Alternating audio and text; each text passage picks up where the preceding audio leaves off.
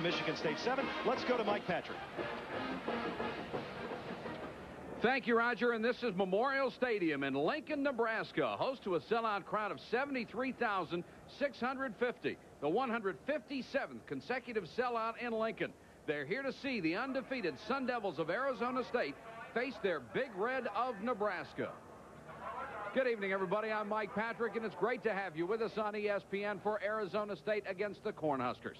A lot of things have changed over the years in Middle America, but not the traditional values like loyalty and the tradition of Big Red football. The night before a home game in Lincoln, Nebraska, Memorial Stadium is empty and waiting. The fans in Lincoln and the others who arrived early made their preparations the night before. The rest of the sellout crowd comes in on game day from Omaha, Fremont, Bellevue, and Battle Creek. And as we approach kickoff, you can see it's so much more than the student body.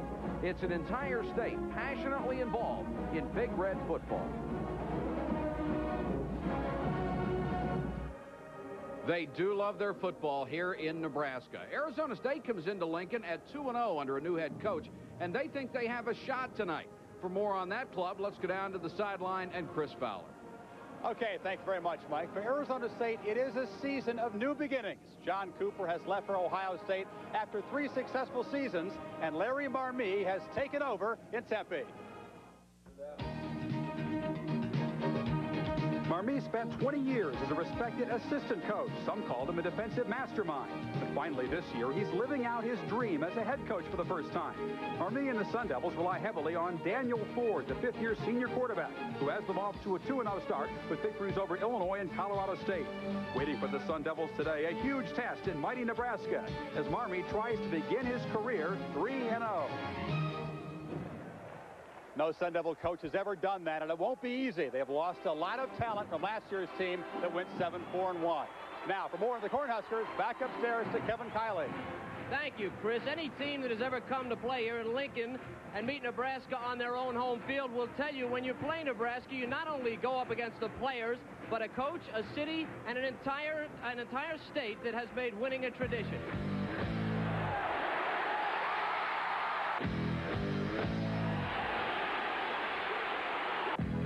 The architect of the Big Red's success is head coach Tom Osborne. The field general is quarterback Steve Taylor. Under his leadership, the offense seems ready to roll, but the key to a championship season is with the defense. How well they perform will decide if Nebraska remains among the elite in college football. Nebraska's defense was embarrassed 2 weeks ago when they gave up 41 points in that loss to UCLA. And Kevin, when they get embarrassed, things aren't real good. Well, Mike, they've had 2 weeks to think about this, and there's a lot of angry Cornhuskers down there on defense. I think part of the problem is graduation. They lost 3 out of their front 4 to graduation. They've had a problem at middle guard. Lawrence Pete will come back today at middle guard. He's a very good player. He's expected to have a good year, and he may anchor that front 4 for Nebraska, or front 3. One of the problems, I think, is they have not been able to stop the inside run. They didn't do it against UCLA. They'll have to do it today against Arizona State. One thing Arizona State needs to beat Nebraska is probably a lot of points, and that's up to the quarterback, Daniel Ford. Well, Dan Ford had some problems last year with the previous coaching staff. I think Dan Ford is a guy who has tremendous poise. He's got great ability. He's a guy that needs confidence. Today against Nebraska, I think he'll be asked to go against the underneath of the zone. He's got to be accurate. He's going to have to make some big plays. They have a lot of young people on the Arizona State team. He is not one of them. His maturity is going to have to carry this team. If it does, we got a close game. Arizona State and Nebraska coming up. ESPN's presentation of CFA football is being brought to you by Bud Light, proud sponsor of the 1988 U.S. Olympic team. By Dickies, they're America's favorite work clothes. And by 9X. Need to communicate? Need to compute? The answer is 9X.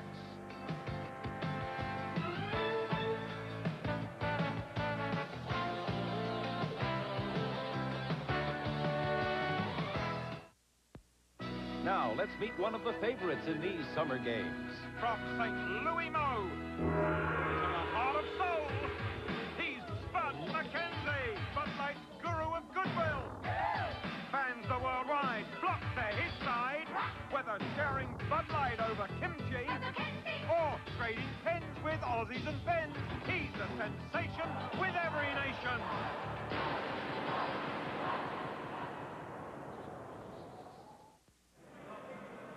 Dickies takes this moment to salute some of America's greatest athletes, the American worker. He's on the job all year long. He trains for a lifetime, and he's chosen to depend on Dickies, the official supplier to the American worker, made with Fortrell polyester by Fiber Industries. Computer companies, software companies, they're a dime a dozen. Thousands of them. True. So why is it always NYNEX? Okay, you want a dozen brands of software and computers? Stop, please. Plus 100 years of telephone experience in one company? Yeah. That's NYNEX. So without NYNEX, I suppose hell would freeze over? Need to communicate. Need to compute.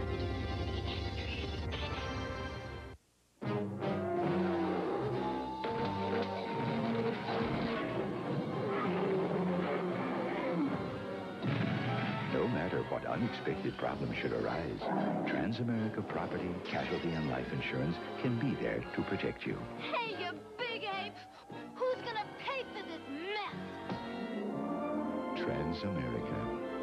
For insurance and financial services, the power of the pyramid is working for you.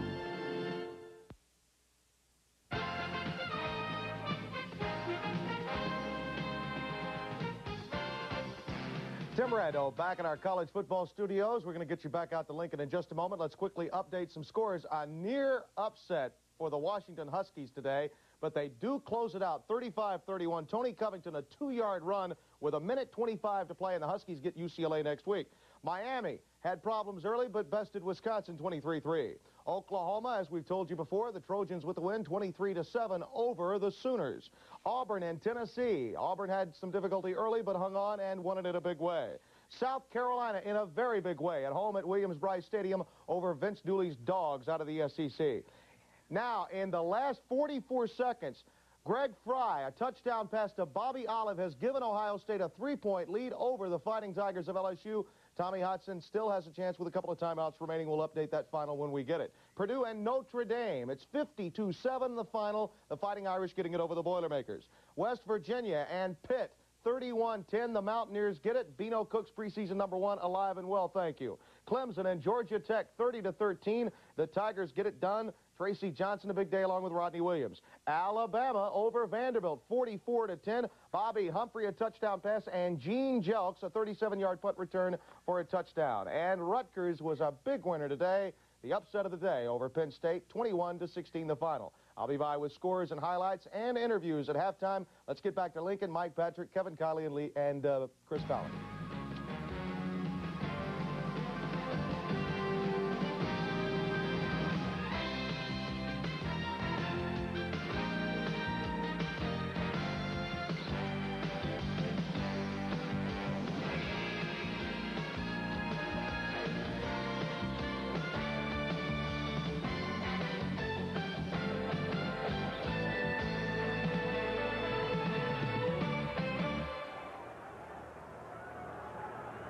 We're in Lincoln, Nebraska, another sellout. And the first time these teams met, Arizona State beat Nebraska in the Fiesta Bowl. Our director, Chip Dean, was on that Arizona State ball club. The series now tied at 1-1 because Nebraska won last year at Sun Devil Stadium 35-28.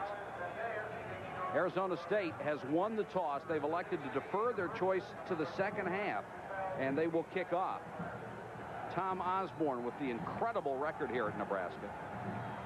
And Larry Marmee, 2-0 in his first year as the head coach, trying to go 3-0. No other Arizona State head coach has ever started his career at 3-0. Alan Zendejas will kick off to number 21, Richard Bell, and number 33, Dana Brinson. And 73,650 are here to watch it. Brinson, a yard deep. Got a seam. Stopped at the 27-yard line. A 27-yard return for Dana Brinson. The quarterback is Steve Taylor, the key to Nebraska's high-powered offense. Brian Carpenter, the fullback, in place of injured Sam Schmidt. Ken Clark, the I-back. Dana Brinson, who just returned that kick, the fastest man on the team. He's the wingback. The split end is Morgan Gregory, a junior. Todd Milliken, an excellent tight end when he's healthy. We'll check the interior line in just a moment. Spotted at the 28. Clark on the toss. Clark across the 30 to about the 34-yard line. That interior line for Nebraska, Jake Young is the Husker center. The guards, Andy Keeler and John Nelson, both seniors. The tackles, Bob Sledge and 295-pound Doug Glazer. Spotted at the 34. It's 2nd and 4. They show the wishbone.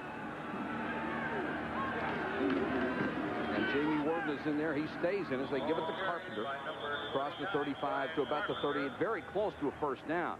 The nose guard for that Arizona State defense, Don Schulanza.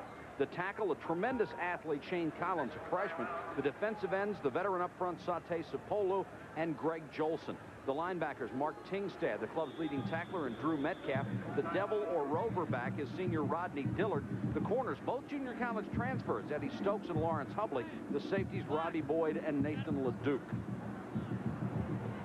They are measuring for the first down. And it is.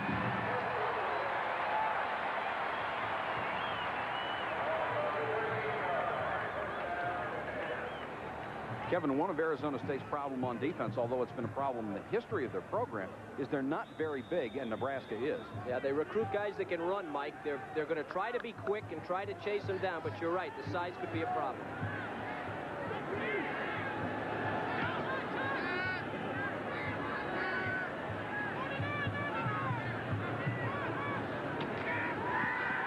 Taylor with his first pass and completes it to the sideline to Morgan Gregory. Run out of bounds over there by Eddie Stokes, the left corner, a gain of 8. Taylor completing almost 53% of his passes so far this year, as Nebraska has run up a 2-1 record, beating Texas A&M and Utah State, and then that big loss to UCLA 41-28 2 weeks ago. You can game, the Utah State game, and also the UCLA game. I think both of those games were aberrations offensively for Nebraska.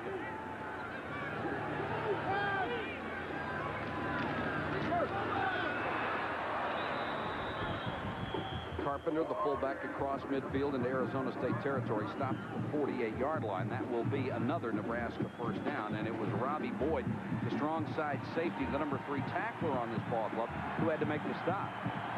Well, Schulanza, number 96, is a junior college transfer. He doesn't do a bad job staying low, but he loses his feet. And you can see Carpenter able to go by him very quickly. Nose guard has got to take up 2 people, and he's got to keep his feet and gain leverage. Clark and Carpenter, the backs in the eye behind Taylor. Clark on the toss. Room to run to the Arizona State 42-yard line. And right side linebacker Drew Metcalf made the stop.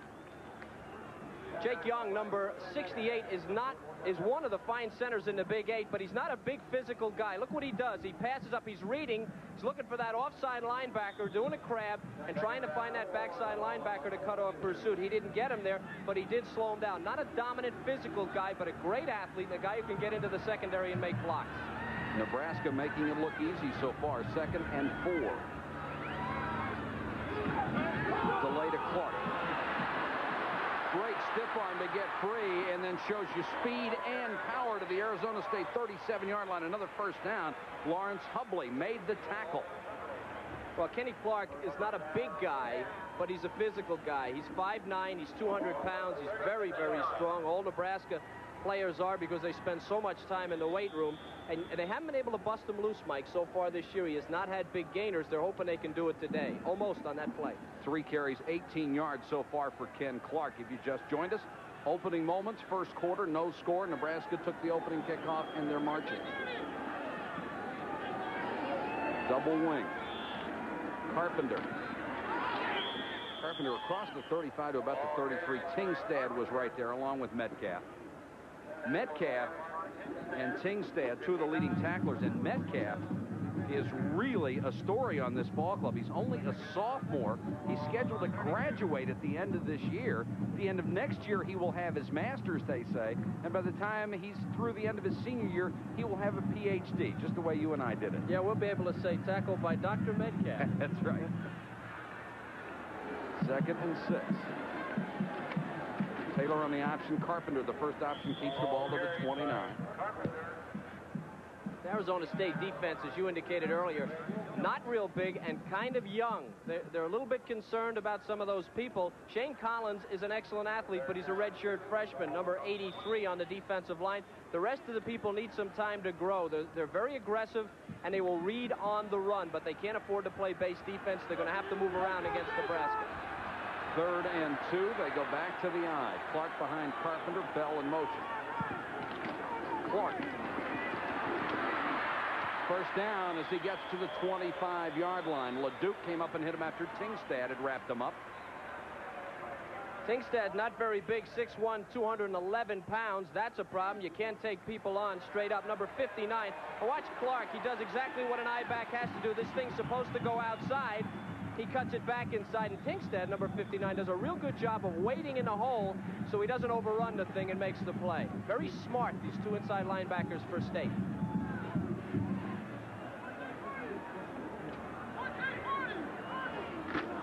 Set up in the bone, and Taylor on the option to the short side, and that one is stuck. Getting over there in a hurry was Sate Sapolo. He is the veteran on this defensive line, number 94, a senior. He is very, very quick. Very quick. They ran it to the short side, and there was nothing there. Arizona State did a good job of closing it down. You have less room to run the option. Sapolo's a guy, Mike, that they really expected him to play better than he has this year. Even though Arizona State is 2-0, they feel they could have played a lot better. But they're happy with the progress of the team. It's just a very young team. 2nd and 10. Taylor in the passing department so far 1 for 1. Looks like he's changing the play.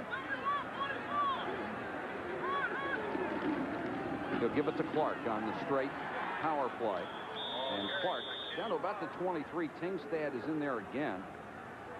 He's around the ball all the time, as those inside linebackers have to be. And getting up off the bottom of the pile is Greg Jolson, number 69, and Robbie Boyd, number 26. So 3rd and long now for Nebraska. 3rd and 8. There's Larry Marmee on the sideline. Chance to meet with him last night. Very affable head coach after 20 years as an assistant.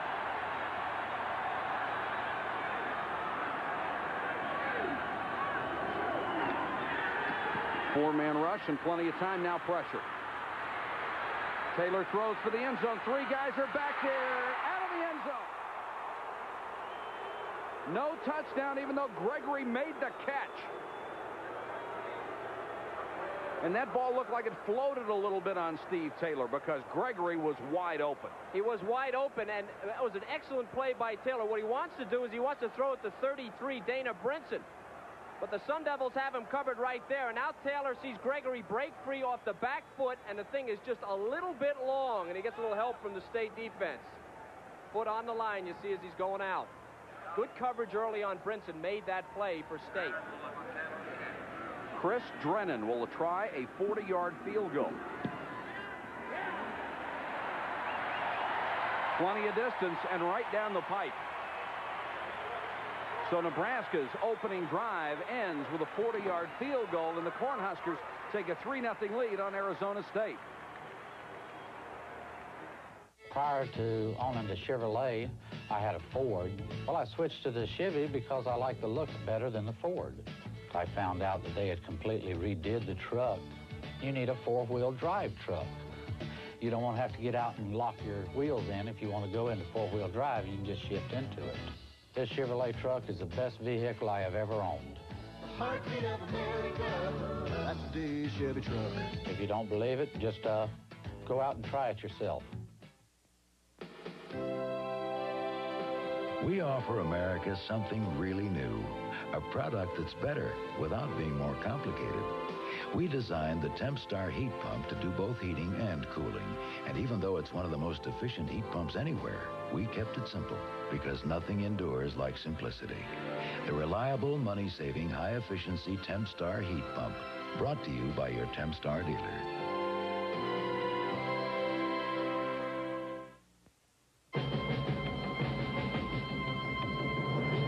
Husky, born to work, bred to last. Pound for pound, nothing works like a Husky. The Husqvarna chainsaw, they call it Husky. Raw power and lightweight make it the professional's choice. It won't let you down. Nothing works like a Husky. The Husky Model 40 is now only $259.95. See the yellow pages for your nearest Husqvarna dealer. Tonight's game is being brought to you by the heartbeat of America, today's Chevy trucks. By Tempstar, the newest name in home heating and air conditioning. You can rely on the Star. And by Paramount Lawn and Garden Grooming Tools. Paramount, leading by design. 3-0 Nebraska. They take the opening kickoff, and their opening drive results in a 40-yard field goal, 3-0. And now Tom Janke, the sophomore, will kick it away. David Winsley and Victor Cahoon, 37 and 31 respectively, deep to receive for the Sun Devils of Arizona State. Low line drive kick. Winsley. A yard deep after letting it bounce a couple of times, and they stack them up just outside the 10-yard line. Let's look at Arizona State on offense. Daniel Ford, the Sun Devils veteran quarterback. He's completing nearly 2/3 of his passes so far. Senior Kirk Wendorf and sophomore Victor Cahoon are the running backs. The receivers who need to have a good day, Chris Garrett and Leland Adams. Ryan McReynolds is the tight end, a position stripped by injury. The center is Eddie Grant, who won the job this week. The guards, inexperienced even though they are, seniors Larson and Claypool. Fidel Underwood and Scott Kirby are the tackles. Tough way to start for Arizona State at their own 11. And they'll give it to the fullback, Wendorf. And Wendorf, who didn't play a week ago because of an injury, picks up a couple. For Nebraska on defense, Lawrence Peak gets the call at nose guard.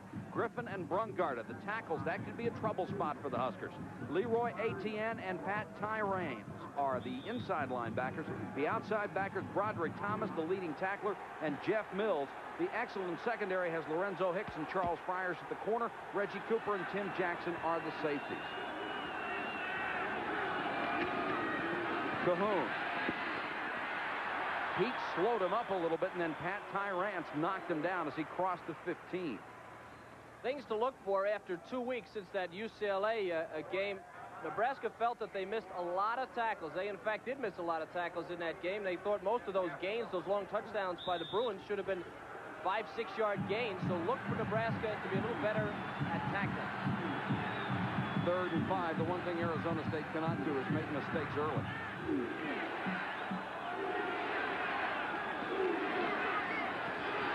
Ford on the half roll. Good protection, and it's picked up. Intercepted by Tim Jackson, the free safety, his second of the season.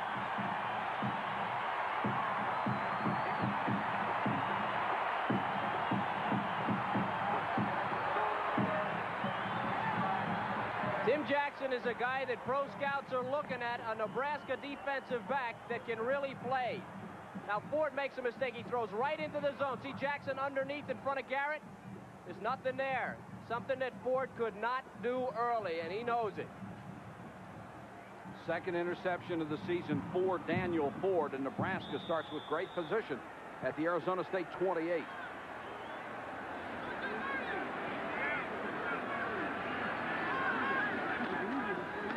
Clark on the delay. Big hole up the middle, nearly to the 20-yard line. Gain of about 7 yards. And Metcalf and Tingstad had to bring him down along with Robbie Boyd, the safety. Now, one of the problems against Nebraska is they're so big and powerful, you have to keep your defense off the field. When you have a long drive, as Nebraska did on their first possession, and then you turn the ball over after 2 downs on the 3rd down, it's very tough on a small, young, inexperienced defense to have to go back on the field. Clark has been busy in the first quarter, 6 carries, 30 yards already. Clark again behind Carpenter to the 12-yard line. Nathan LeDuc, the free safety, made the tackle along with Dillard, the rover back. Number 76, John Nelson, 6'1", 260, and a good one. Watch the trap. It's actually a little fold block. Nelson free, able to pick up a linebacker, just pushing people back. Nebraska big and strong, a lot bigger and stronger than Arizona State. First down, Big Red at the Arizona State 11. Full house backfield.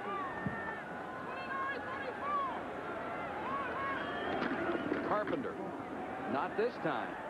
And that was Shane Collins, the freshman. For a score update, let's go to Tim Brando. All right, Mike, and we'd like to welcome those of you that have been watching this game. The Buckeyes of Ohio State with 44 ticks on the clock remaining. Quarterback Greg Fry back in the pocket. They're trailing in this game, and he hits his man. Bobby Olive for the touchdown, and guess what? The Buckeyes come from plenty down to win this one, 36-33. John Cooper. Boy, it's sometimes good and sometimes bad for him, right? Well, Tim, you're right. A huge win after what we saw Ohio State do against Pittsburgh last week. Taylor. On the scramble, he's got room. Touchdown.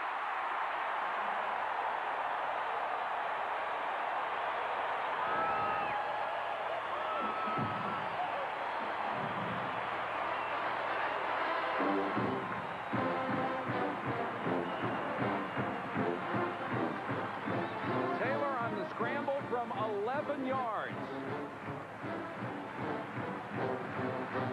Well, Taylor absolutely killed Arizona State last year, and he's doing it again this year. State has a speed advantage except for maybe one player, and that's number 9, Taylor. Brennan out of Cypress, California, out of the hold of Godowski, the backup quarterback. And he missed it.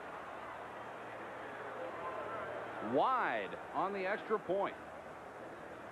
Steve Taylor wants to go to the left on this thing, but you're going to see the Sun Devils stop it. They close him down here. The problem is the backside guy got blocked right past your screen. You saw him. There's nobody here to stop Taylor from going the other way. And this kid's pretty big, 205 pounds. When he puts his nose to the goal line, he's in.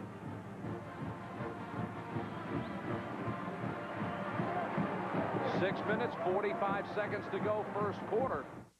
It's Chevy S10 versus Ford Ranger, folks, in the dash from destruction. Two compact pickups with biggest available engines and automatics in a test of getaway acceleration. Which one has the power to win? Chevy's bigger V6 is pulling away from Ford and that runaway dynamite car. Chevy S10 is outpowering Ford. No wonder when it comes to pickups, America is having a change of heart. The heartbeat of America. That's today's Chevy truck. The American dream is many things, and one of the most important is a comfortable home with central heating and cooling.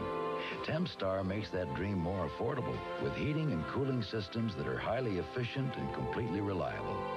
For the name of the Tempstar dealer nearest you, call 1-800-447-2882. We'll send you this free home comfort guide. When you know the difference, you rely on Tempstar and your Tempstar dealer. Cars aren't cheap, never have been. That's why I never take shortcuts with cheap oil and air filters. Give me AC filters every time. AC filters match the original specs on my cars like a nut on a bolt.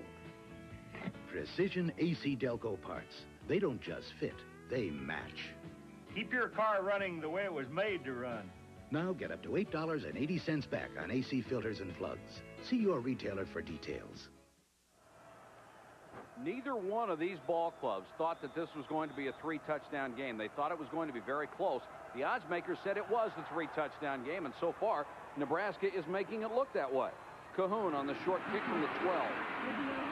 Across the 20 to about the 23. And the Sun Devils, who turned it over the first time they had it, will have a second chance. Marvin Sanders made the tackle on special teams.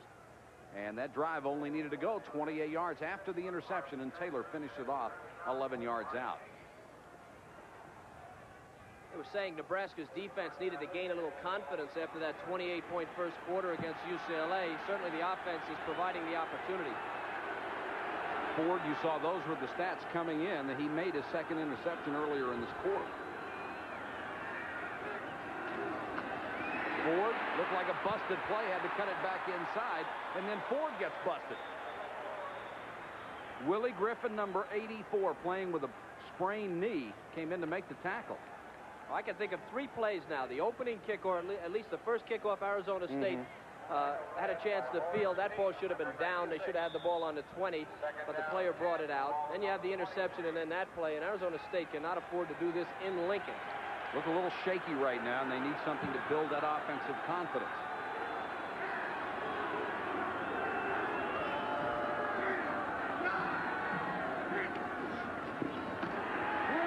Play fake by Ford, drops it off for the fullback Wendorf, and he lost it.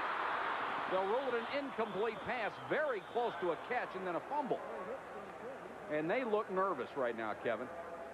Well, it's a young team, but Wendorf isn't young. Wendorf is a senior, and this play just develops pretty well. It wasn't going to go for big yardage, but Wendorf is there to make the catch. He must have thought he was going to get hit. Actually, they're pretty lucky. That ball could have been called either way. It definitely was not. He did not have possession, but I think the referee could have called it either way. 3rd down, 10. Sun Devils at their own 23. They have 5 yards in total offense in the first quarter. Ford to the shotgun. Quarterback draw. Nice spinning move across the 30 to the 32-yard line, but he's going to be 1 yard shy of a first down. One of the most aggressive players in the nation, of course, is Broderick Thomas, outside linebacker, defensive end for Nebraska, number 89. He took an outside rush, and Ford, well-designed play, stepped right inside of him. We'll see that one again. Dana Brinson is back to receive the kick of Mike Shue. Shue, one of the fine punters in the country, gets off a good one, and Brinson at the 19. And Brinson will only get a couple of yards. A flag also goes down at the end of the play. Darren Woodson, a linebacker, down to make the catch. 49-yard punt, only a 1-yard return. And Arizona State came into this ball game ranked in the top 20 in the United States in net punting, and that won't hurt their average.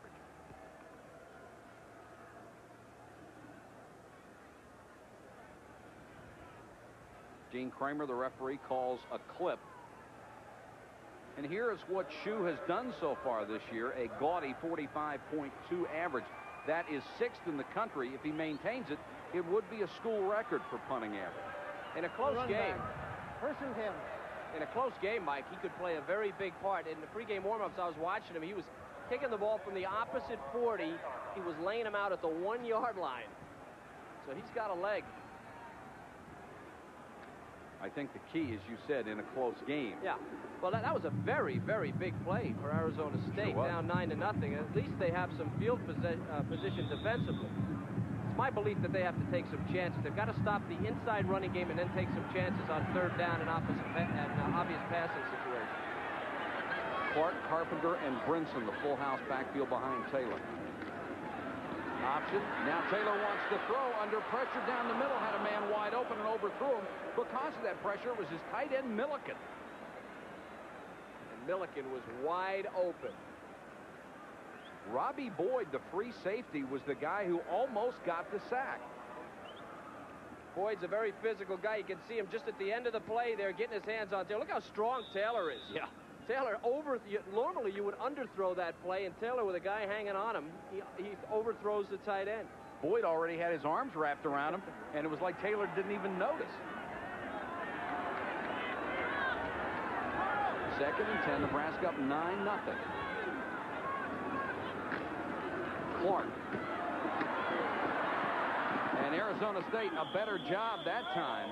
And it was number 69, Greg Jolson, the defensive end, former walk-on, who played it well on the outside.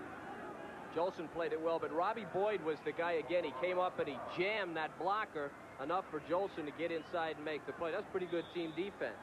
And the guy he jammed is 295 pounds. That's a lot of jamming. All right, here's why I say they need to take chances. You have 3rd and long. I say you got to bring somebody. Look for something wide from Nebraska here. And the officials will stop the clock. And Arizona State has asked for a timeout with 4:32 to go in the first quarter. It's the Cornhuskers 9, the Sun Devils nothing. Back in a moment.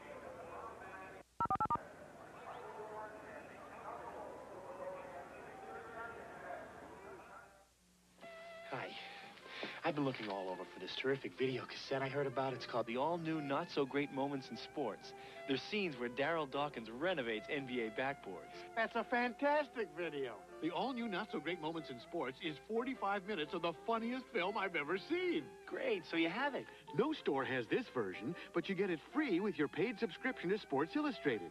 You get 25 weeks of SI, including the Pro Football Preview, the beautiful swimsuit issue, the Summer Olympic Special issue, the commemorative Olympic pin set, and the all-new Not-So-Great Moments in Sports? You get it all. Just call Sports Illustrated's toll-free number, and you'll get SI for over 47% off the cover price. Just 3 monthly installments of $9.89 each. You can even use a credit card.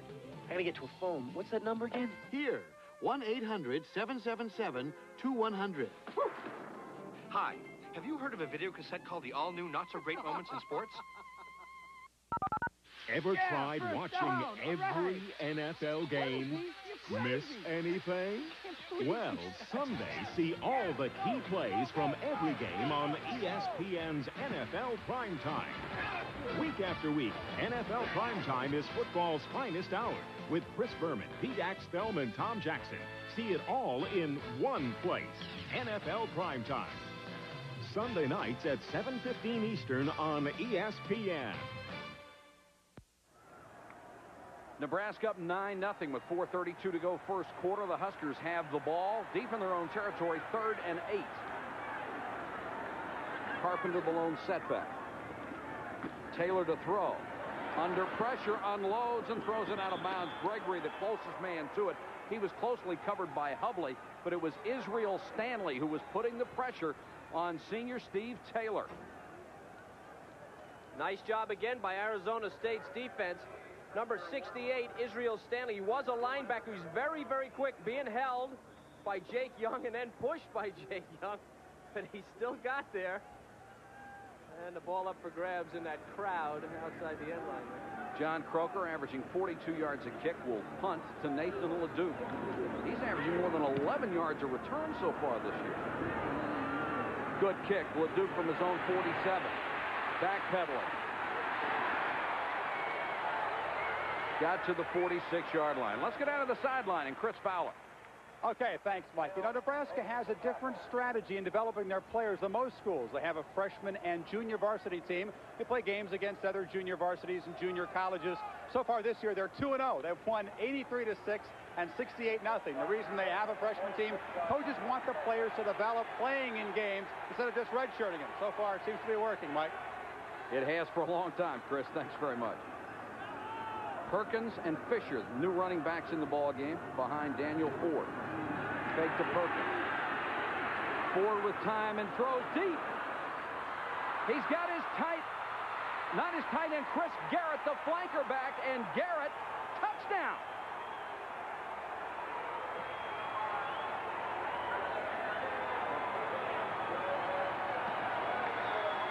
The senior who had not scored a touchdown this season in the first 2 ball games takes the bomb from Daniel Ford, and all at once the butterflies disappeared. Yeah, I'll say they did. Great protection, and what a pass. You know, last year was the same thing. Arizona State had trouble converting 3rd downs, but they scored on big plays against Nebraska, and that coverage was not bad, Mike. It was not bad coverage. It's a great pass by that man, Ford. Alan Zendejas, the younger brother of Luis and Max, will try the point after. And he has it. And now that missed point after by Nebraska may start to play a little bit bigger factor. All right, great protection here for Ford. Now, this guy has gotten off the floor his entire career. Early in the game, he did not play well. Watch this pass. This thing is about an inch over the outstretched arms of the defender. That looks like Hicks into Garrett's hands. Lorenzo Hicks was the guy. He had good coverage. The ball was just perfectly thrown. Then Garrett made a great move to get free of another defender and get it into the end zone. Well, that's exactly what they needed. Keep it up, buddy. Well, you know, State has that speed advantage, and Nebraska wanted to play zone in this game. They don't want to get caught on the speed advantage, but evidently there they had Hicks on man-to-man on Garrett. It did not work. And Garrett, there's a talking it over there on the Nebraska sideline for special teams. Garrett playing with a navicular bone strain in his chest. He was injured coming into this game. Didn't seem to bother him there.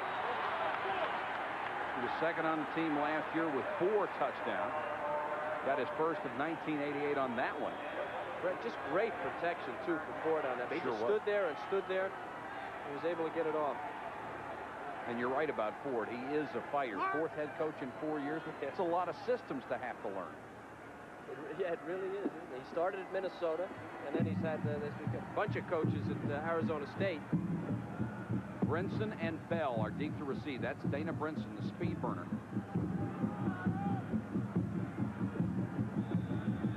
And Zendejas will kick off. Arizona State all of a sudden back in this game, down by only 2.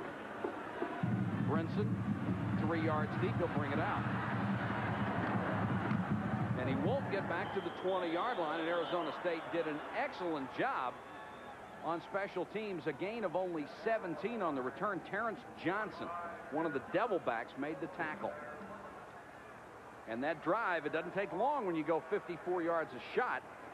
Garrett from Ford.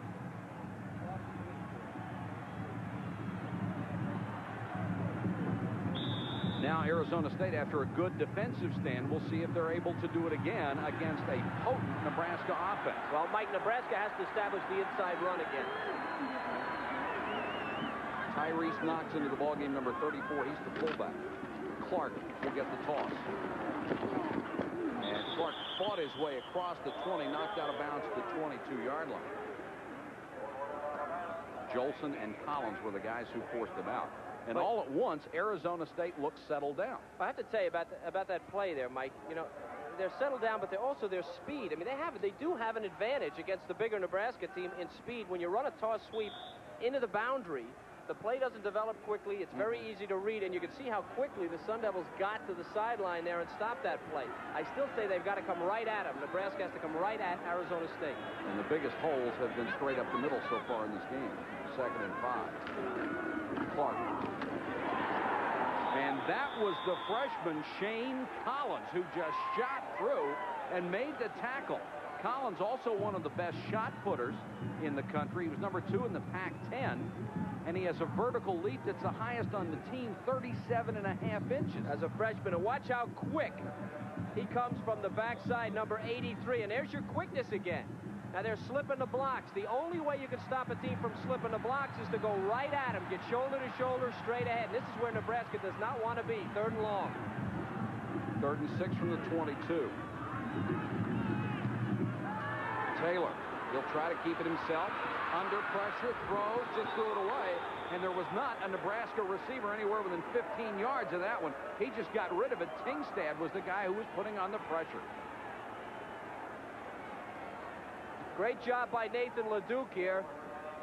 Watch number 29. This is where Taylor wants to go, but there's nothing there. And they also do a great job covering Taylor as he tries to get outside. And I'll tell you, Arizona State's defense, again, if you go wide on Arizona State, they will outrun you. If you go right at them, they're a little bit small. Taylor's completed only 1 out of 5, 8 yards. Croker back to punt his first one, 41 yards.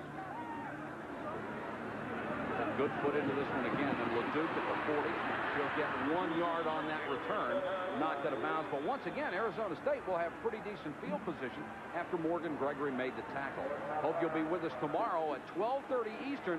It's the NASCAR Winston Cup Goodies 500. Darrell Waltrip defending his championship against the 3 top point leaders, Bill Elliott, Rusty Wallace, and Dale Earnhardt. Well, the Nebraska fans, once again, a sellout crowd of 73,650, really enjoyed the first 7 minutes because their club was running over Arizona State. 9-0. All at once, they're starting to say, hey, guess these guys can play after all. Perkins, the new tailback, lowered his head and got it out to the 44-yard line, where Leroy Etienne made the tackle.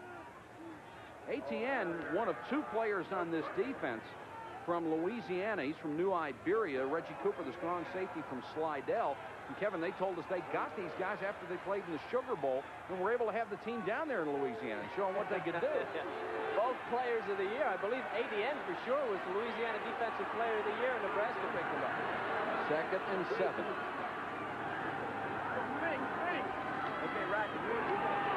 again, it's the tailback, Perkins, to midfield and maybe a half-yard shy of a first down. Broderick Thomas and Reggie Cooper, the safety, made the tackle. Bruce Perkins is a load, 6'3", 215, and this offensive line isn't bad either. Look at the job they do on the front. Look at the holes here, and there's a missed tackle by Etienne, I believe, coming across. Missed tackles have been a problem. If Arizona State runs on Nebraska, Nebraska's in trouble. 3rd and a foot. Daniel Ford looking to the sideline. The clock is down to 8 seconds.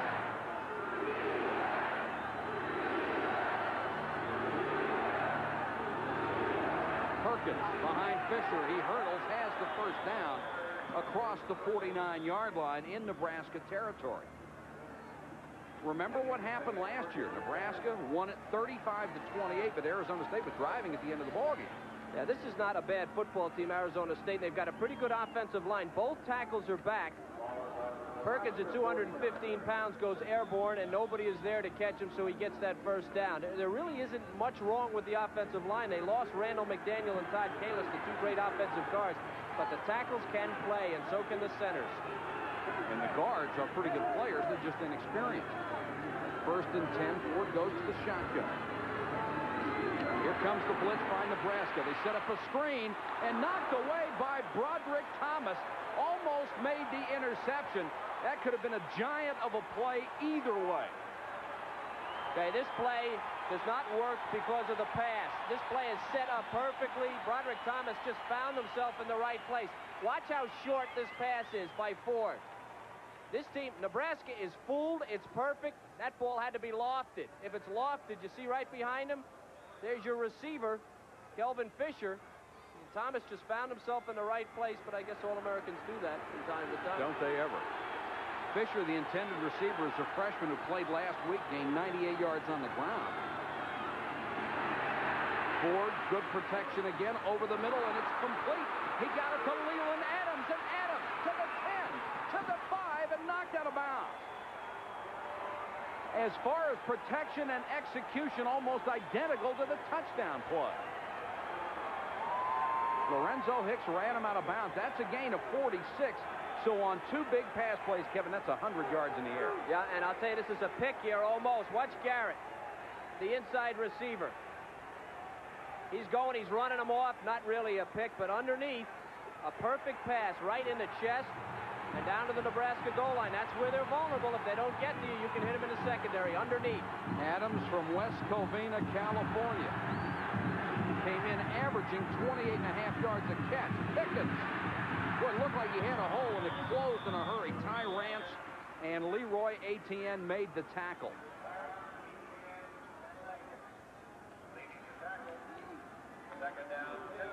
Remember what we talked about early in the game? We talked about the interior line of Nebraska and how difficult it has been for them to replace guys like Jones and Smith and Rother from last year. They have not replaced them. Fisher, the up back. Pickens, the deep man in the eye. Pickens on the toss. Good block. Cut back, ran into his own man. Got it into the end zone. Touchdown, Arizona State.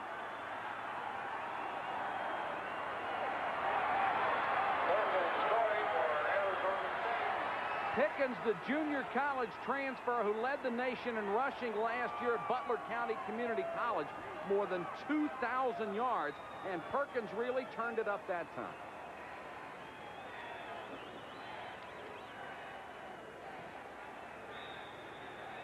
All right, big play sets it up, and then it's just power. Here they come, bouncing off his own people again. 215 pounds, and that's big enough. And Nebraska's got a problem on the interior defensive line. And Arizona State lines up to go for 2. Ford, and it's short and incomplete. Intended for Fisher out of the backfield. Ford had to unload before he was ready. And under the pressure of Reggie Cooper, the strong safety coming on the blitz. But Arizona State has taken the lead 13-9. Talking to the coaches, Mike, they all felt they could win this game. They were worried about their young people. I know Tom Osborne was worried about his defense, and evidently the defense has not gotten it together yet. Take another look at Perkins here from the backfield in the I formation here. Going left. What he's doing, he's reading. He's looking for a hole. ADN overruns it, runs into his own man, and here you got a missed tackle again. Cooper comes in late, but not before he gets over the goal line. You've got to be able to stop that guy on a dime on the goal line. And missed tackles killed them at UCLA. They turned 5-yard gains into big ones. They felt last week, if you look at Broderick Thomas, or 2 weeks ago, they felt the reason they were missing tackles is because they were trying to hit people too hard, coming up too quick, not taking the right angle. Maybe, maybe not. Bell and Brinson once again deep to receive, and this sellout crowd is stunned. They haven't had an empty seat in this place since 1962. And they won't either.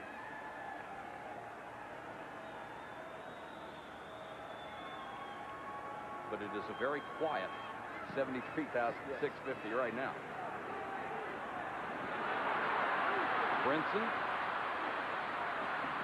across the 25 to the 26-yard line, stacked up there.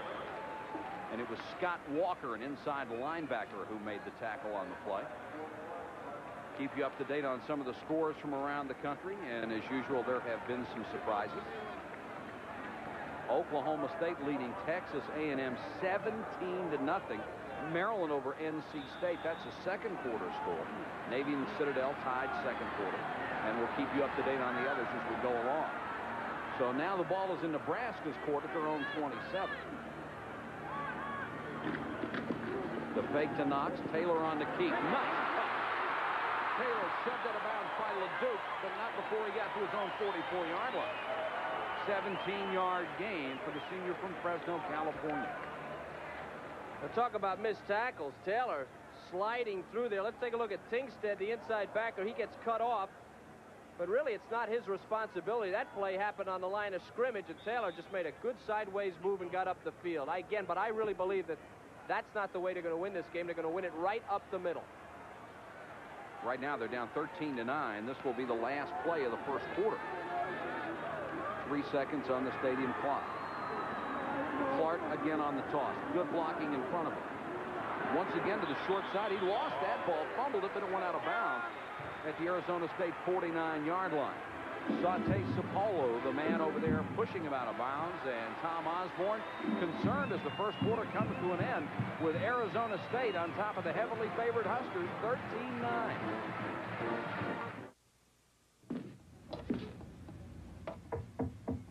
Oh, yeah. Yeah, you got a leak here, somewhere in the wall.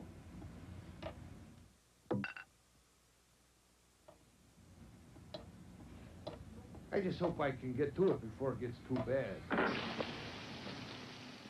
At times like this, now you can choose this. New maximum strength Pepto-Bismol. Now there's twice the medicine, twice the Pepto. Maybe you haven't heard.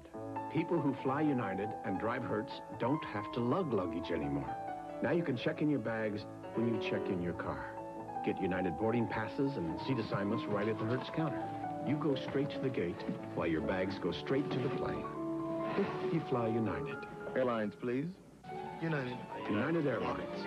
Rededicated to giving you the service you deserve. There must be something I haven't heard. Come fly the friendly skies. Daddy, I want my teddy bear. I want my soda. Grandma, isn't this fun? Oh. I want my Serta. Here's why people want their Serta. Why they're spoiled for any other mattress. Only Serta goes beyond just being firm. Beyond what others do. We top our support with the extra comfortable Serta surface. A unique difference you can feel in a Serta Perfect Sleeper. I want my Serta. In 1.3 billion years, our sun will burn out, leaving us in total darkness. We say it's never too early to stock up for the big night. Shouldn't your night belong to Michelob Light? Nobody likes compromises. Everybody wants a car that does everything. The new Mazda 626 handles all those practical things you expect from any family sedan.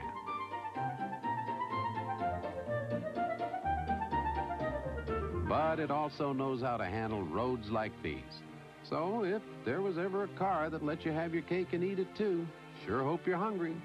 Mazda 626, a sophisticated family sedan the Mazda way. You're watching ESPN, where Arizona State is leading Nebraska 13-9. Mike Patrick, Kevin Conley, and Chris Fowler. Glad you could join us for this one. Nebraska at the Arizona State 49. Tyrese Knox on the fake. Taylor with a key. Knocked down by Drew Metcalf, the linebacker, but he's got a first down inside the Arizona State 40-yard line. Nebraska stretches you laterally, Mike. They run the ball well inside. They can throw when they have to, although I don't believe they're a great throwing team. But when they run that option, boy, they'll just kill you. They're 1 for 5 for 8 yards today, and of course that's what State would like to do, is make Nebraska throw the ball. Taylor has gained 37 yards on the ground. They have not run a play to wing back Dana Brinson yet, and he is one of the most dangerous guys on the field when he touches it. Clark right up the middle to the Arizona State 31-yard line. That is Nebraska power football. Metcalf again on the tackle. One of the problems with a young player, 83, Shane Collins, you get too high, you get your pads too high. See how his hat's so high above the Nebraska offensive lineman?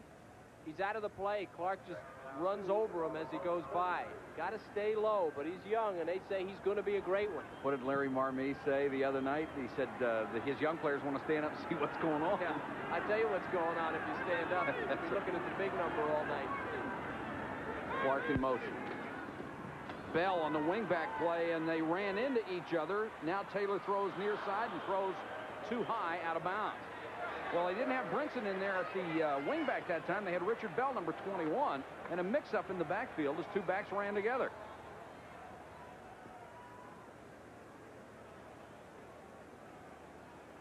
Third and 2, Nebraska. That was a pretty good play call on 2nd and 2. Yeah, if that was the play, that was a pretty crazy play. Take 3 weeks to practice. Not sure what play it was.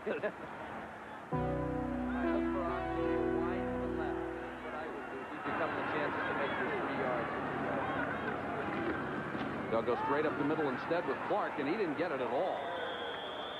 Got back to the line of scrimmage, stopped at the 31-yard line, and it will be 4th and a long yard, maybe 2. Shane Collins made the tackle. Well, we had Collins when he did badly. Here he is, number 83, still a little bit high, goes off his feet, but he keeps his head up. He's able to see what's going on, and he makes the tackle. And Nebraska will go for it on 4th and about a yard and a half from the Arizona State 31. You got to come after Taylor on this play. He's going to pick a side, and I got to believe they're going to run the option. 2 tight ends. Pitch to Clark. First down and more. Look out. 10, 5, touchdown Nebraska.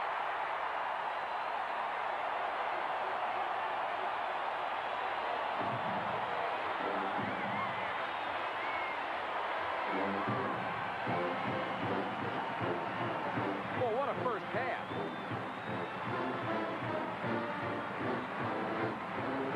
On the short yardage situation, once he got beyond the line of scrimmage, it was see you later. I guess everybody was looking for the option on that play. A toss sweep, straight ahead power behind John Nelson and Doug Glazer, and it worked well. Barrios is on for the point after. And he hits his 5th straight point after the season. Watch 76 and 70. State had to sell out on defense to try and keep from getting a yard, and they got out of position. See how they overrun the ball.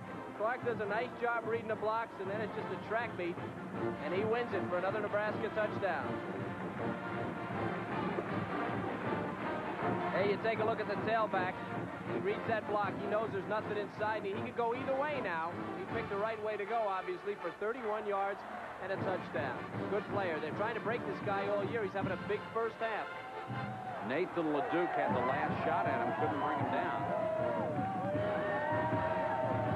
Well, the problem with that play, I think, is your inside backers are coming hard because you only got a yard, and what you do is you come straight for the line of scrimmage, and you just get yourself out of position. 31-yard touchdown, 14 carries, 92 yards, and a touchdown for Clark, and we're still in the second quarter with over 13 minutes to go.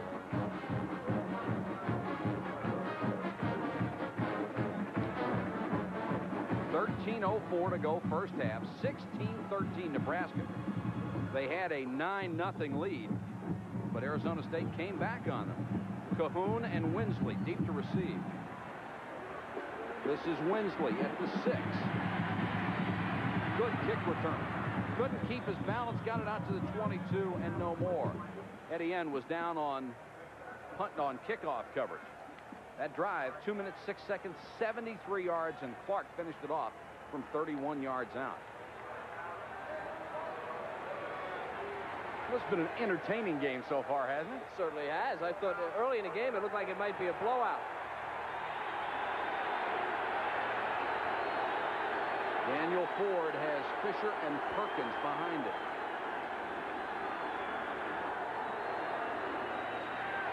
Nice play fake. Taking a while to develop deep down the middle and incomplete. On the coverage was Fryer right on top of Lynn James. And he played it beautiful. All right, this thing is close from as high as we are. It's hard to tell. Now, this is what State felt they had to do. This is not a bad pass. Go long on first down and stretch that defense. Here comes Fryer. Here comes James. Let's see if it's in a. Oh, that's a great play by Fryer, right on the ball and then on James.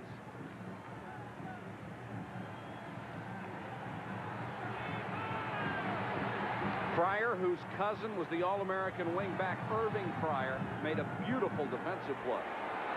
They'll go on the delay to Fisher, and Fisher wrapped up, didn't get back to the line of scrimmage, drilled out of bounds. Blazek came up to make the tackle. Blazek has been slowed by injury, but an outstanding safety here at Nebraska. There is a flag down on the play. And they're talking to Daniel Ford.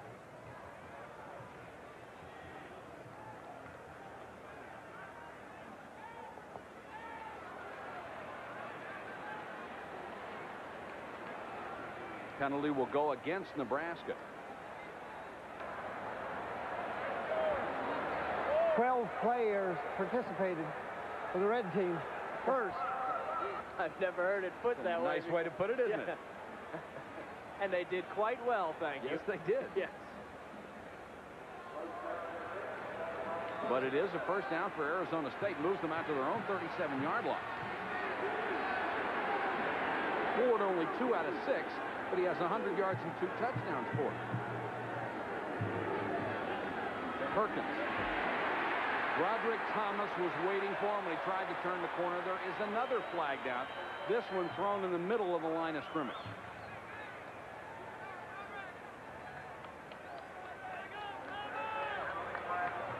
And Nebraska indicates that it is against Arizona State. And it is a hold. Roderick Thomas, a guy you don't want to meet on the line of scrimmage, number 89. I don't believe on first down that Arizona State is going to have much success running against Nebraska because it's too predictable. Thomas, looking for the run, is there and has no trouble with the 215-pounder. They used to call that position defensive end. Now it's outside linebacker. Why the change? Well, they call it. First down. Nebraska calls it linebacker for a number of reasons. One reason is because the pros call it linebacker, and the other reason is because that everybody wants to be a linebacker. And when you recruit guys, you say, well, come here and be a linebacker. The fact that you're a defensive end doesn't make much difference as long as they call you that. A linebacker, that is. Now 1st and 20 for the Sun Devils. Ford, nice roll, has room to run, takes it up to the 30-yard line, forced out of bounds there. Etienne chased him out. Etienne, a very active, quick linebacker and a hitter. Storyline Lincoln. Ford with only 2 completions, but 100 yards in the score. Clark has nearly rushed for 100 yards in the first half. The total yardage, Nebraska with the edge. And by our unofficial count, Nebraska has missed 6 tackles here in the first half. On that last play, Mike, Steve Martin was wide open down the field. I think we'll see him again, number 1. He's out of the game now, but later on, look for him. 2nd and 18.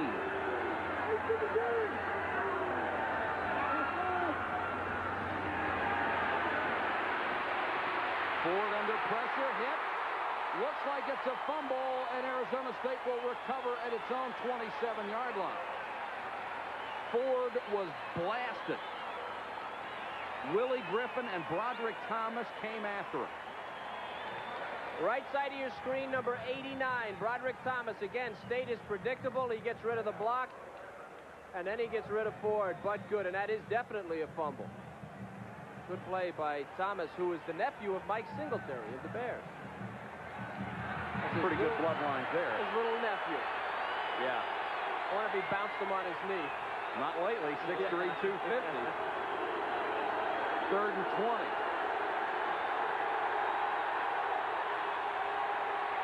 Four-man rush. Thomas in his face again, throws incomplete. Garrett almost made the catch up at the 45, but Thomas leveled Daniel Ford again. This is really, it was 3rd down, but it's a great indication of why 1st down is so important. This guy in a three-point stance. Kirby has no chance. Thomas with the inside rush, and Ford doing a good job just to keep his head on his shoulders. There you go again, a hand in the face. Bell and Brinson are deep to receive, shoot a punt. Got some pressure, but also got another beauty out of there. Brinson from the 25. Look at this! One man to beat. Nobody to beat. Touchdown, Nebraska.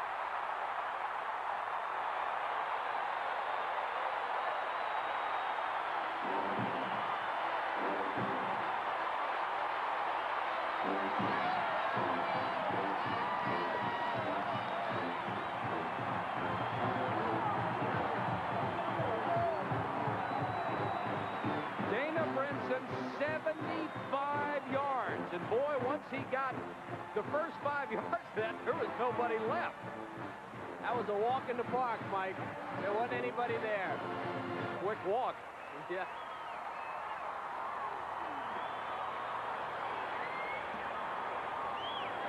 Huskers back on top, 22-13.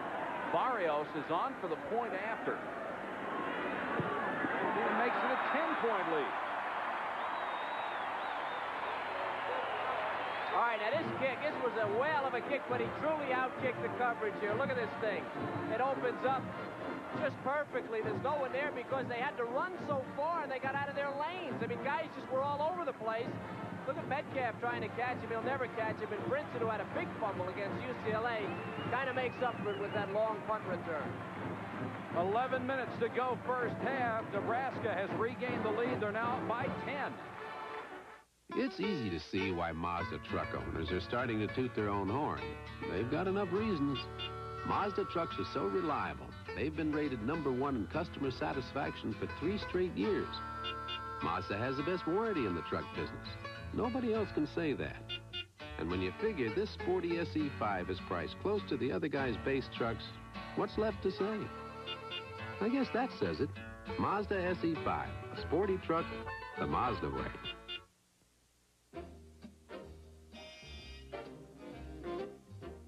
Someday, when I'm awfully low, when the world is cold, I will feel a glow just thinking of you in the way you look tonight. Lovely, don't you ever change, 'cause I love you just the way you look tonight. One taste will tell you why. Just the way you look tonight. The night belongs to Michelob. Tonight's game is being brought to you by Mazda and the exciting new Mazda cars and trucks for 1989. By Michelob. Michelob is a proud sponsor of the 1988 U.S. Olympic team. And by Ramada Inns. You're someone special at Ramada. Call 1-800-2-RAMADA for business or vacation reservations worldwide.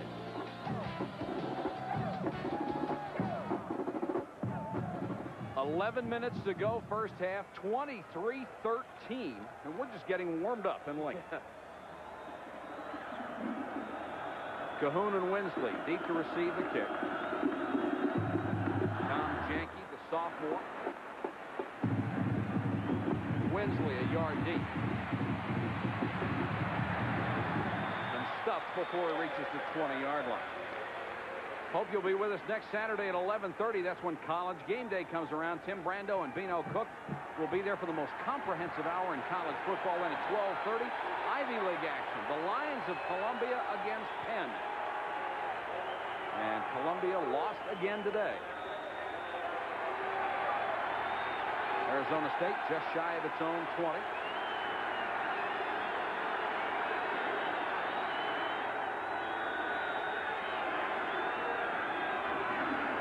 Perkins cuts it back. Thomas wrapped him up as he got to the 22, and Thomas got some help from Tim Jackson, the free safety.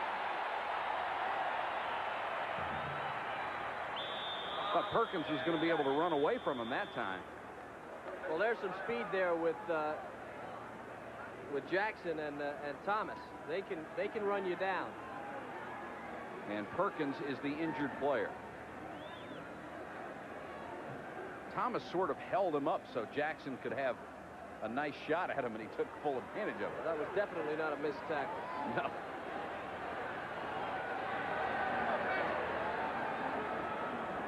Of course, defensive players like that sort of thing. You guys just relished for shots like that. Well, you know, the thing about defense, Mike, is that once you gain confidence, you begin to do things a little extra. When you don't have confidence, you're just grasping to get a hold of somebody as Perkins leaves the field. But once you do get confidence and you play together and you learn to compensate for each other, it gets pretty rough out there. Looked like Perkins had the wind knocked out of him. 2nd and 7. Winsley is in there at the tailback. Windorf the fullback.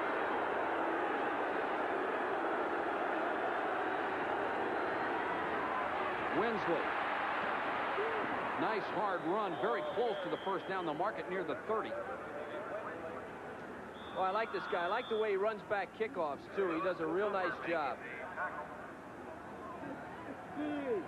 5'5", 193 pounds. And he gets low, and boy, you just hate playing against guys like this. See, the only shot you get is the head and shoulders, and that stuff's hard. That plastic on the helmet and the shoulders can really hurt you. Cinder block with legs. Yeah. If a guy that small is on the field, you better be concerned. He's on there for a reason.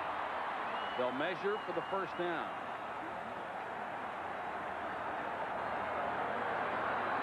And just.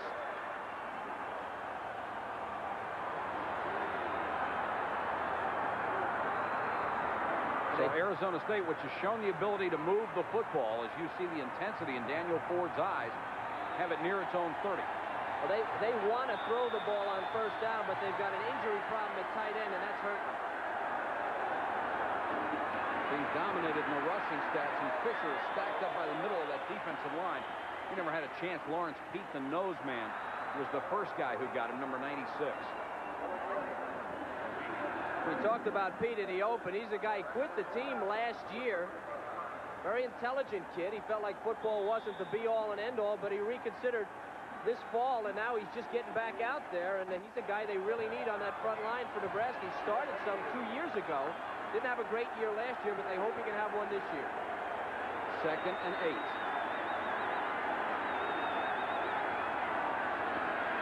Winsley. Now play fake. And Ford throws downfield complete to Nebraska 48-yard line as Adams makes another big catch. A great fake by Ford. Nice ball handler. Oklahoma State, as Texas A&M has gotten on the board. Citadel over the Navy, 2nd quarter. UTEP over Tulsa by 17. Texas Tech leading Baylor, that's first period. North Texas State over Texas, first quarter. Hello. Adams, 2 catches, 66 yards. Winsley on the toss. Cuts it back. Tried to cut it back again. And Willie Griffin, number 84, grabbed him around the knees and threw him down in midfield. Thomas also in on the stop. All right, one of the things you have to do with an aggressive player is to teach him when not to be aggressive. Here's Thomas following the flow of the plane. He's keeping that contained. Now, see him how he keeps leverage? He's able to get in on the tackle. He did not overrun the play, and that's a big part of it. Against UCLA, the Nebraska people felt their defense was too aggressive, and they were overrunning everything and not getting the proper angles and thus missing tackles. Winsley and Wendorf, the backs now split behind Daniel Ford. Here comes the blitz. Ford got rid of it, threw it away, incomplete. A flag goes down. The official where the ball bounced ruled incomplete. We'll see if the other official has a different idea. Broderick Thomas again applying the pressure. If that's grounding, I've got a problem with it. Broderick Thomas again in a down lineman position. So quick, coming hard, and he's the guy that forces Ford to throw it. Crowd is booing because it is defensive holding, the call. Yeah, I could not see. I thought he might call, there you go, Thomas again with his hand in the face. On the defense, before the ball was thrown, first and 10. Moves the ball to the Nebraska 40-yard line. First down and 10. We've not had a problem moving the ball tonight. No, they haven't. They look for him to try to go underneath the coverage against Nebraska if they throw.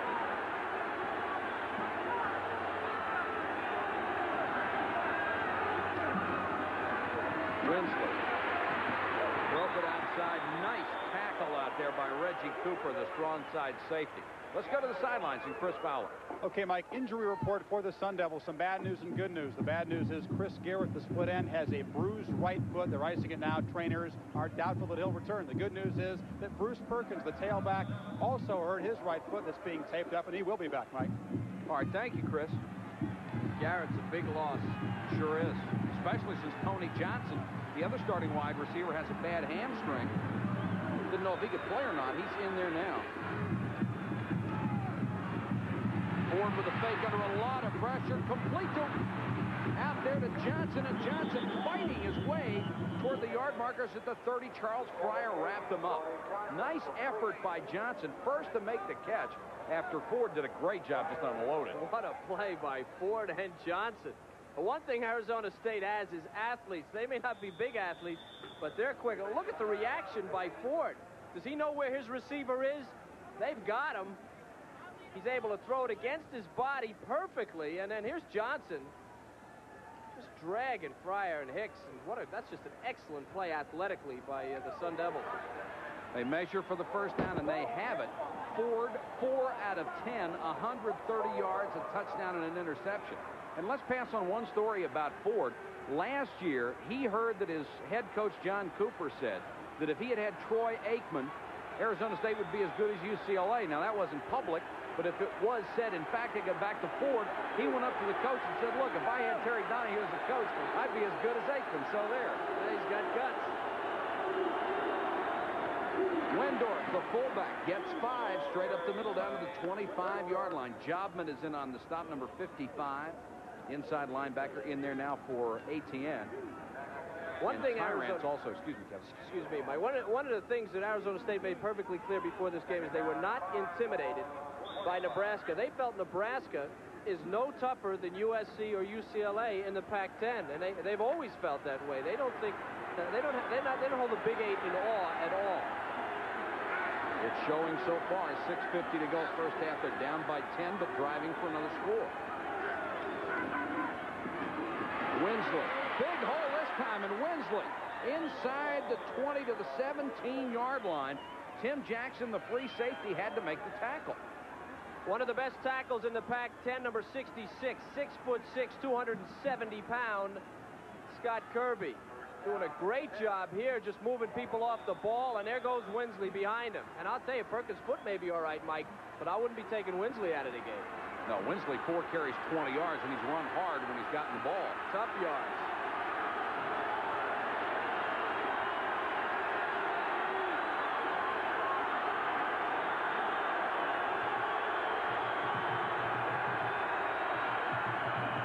Ford, another nice play fake. Time to throw. Now he's in trouble.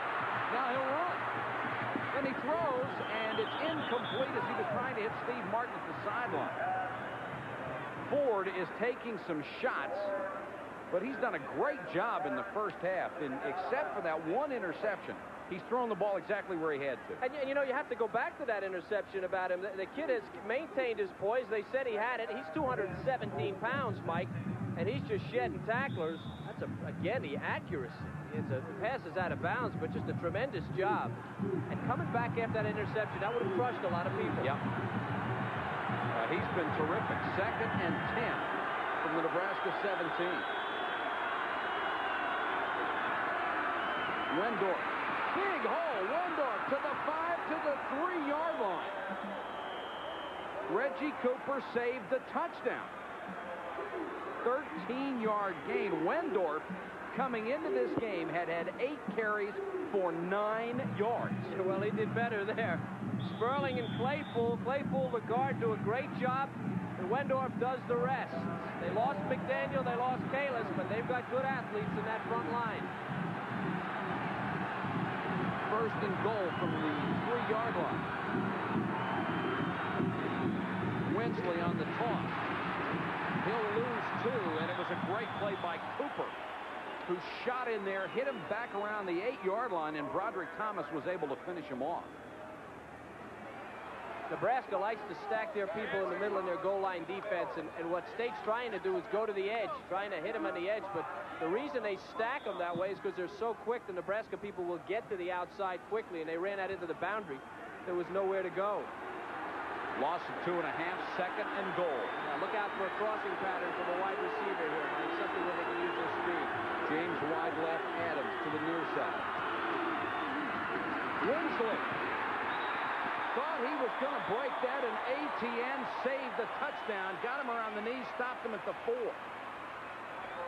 There was a hole there momentarily, Kevin, but he closed it. Well, Underwood, number 64, trying to block him. There's just too many Nebraska people. Watch ATN come to the corner here.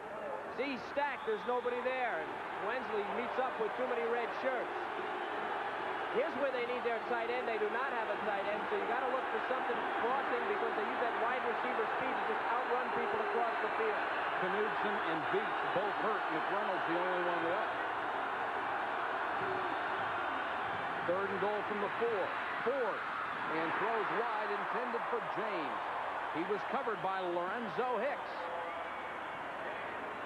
And Thomas is slow getting up for Nebraska.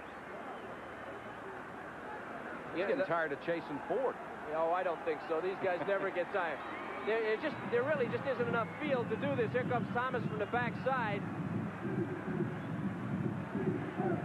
And there's the pass. He's hurried. That's really a tough pass to throw. The coverage is there with Hicks. They ran out of field. You know, that's where you use a tight end. You use him on a little drag pattern, use a guy out of your backfield, but they need him to block. So their offense, because they don't have a tight end, kind of broke down on the goal line. Alan Zendejas will come on to try his first field goal of the season. But Arizona State will stop the clock first with 4 minutes and 17 seconds to go first half. It's Nebraska 23, Arizona State 13. Arizona State on 3 tries inside the 5-yard line. Alan Zendejas for the field goal. And it's good. Arizona State cuts the lead to 7 with 4:13 to go in the first half.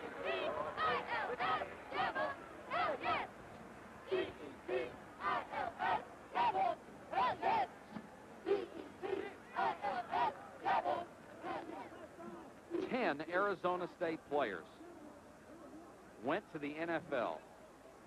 Class of '87, Randall McDaniel, just a monster offensive guard. Aaron Cox, the wide receiver, now with the Rams. He's starting for the Rams. Yeah. McDaniel starting for the Vikings. Eric Allen, an excellent cornerback for the Eagles. And they need him. Sean Patterson goes to Green Bay as a defensive lineman. There are 3 Arizona State defensive linemen along the front for Green Bay. Those are just some of the guys that made the pros out of Arizona State last year. Well, it's kind of an oddity. The 2 guards were McDaniel and Kalis. They both went to Minnesota. One went in the 1st, and one went in the 4th round. And they are terrific offensive linemen.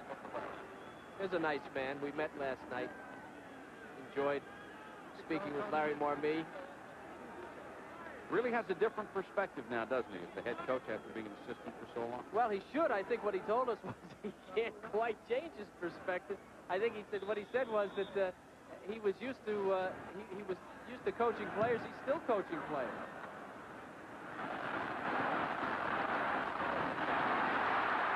Straight up the middle across the 40 to the 42-yard line.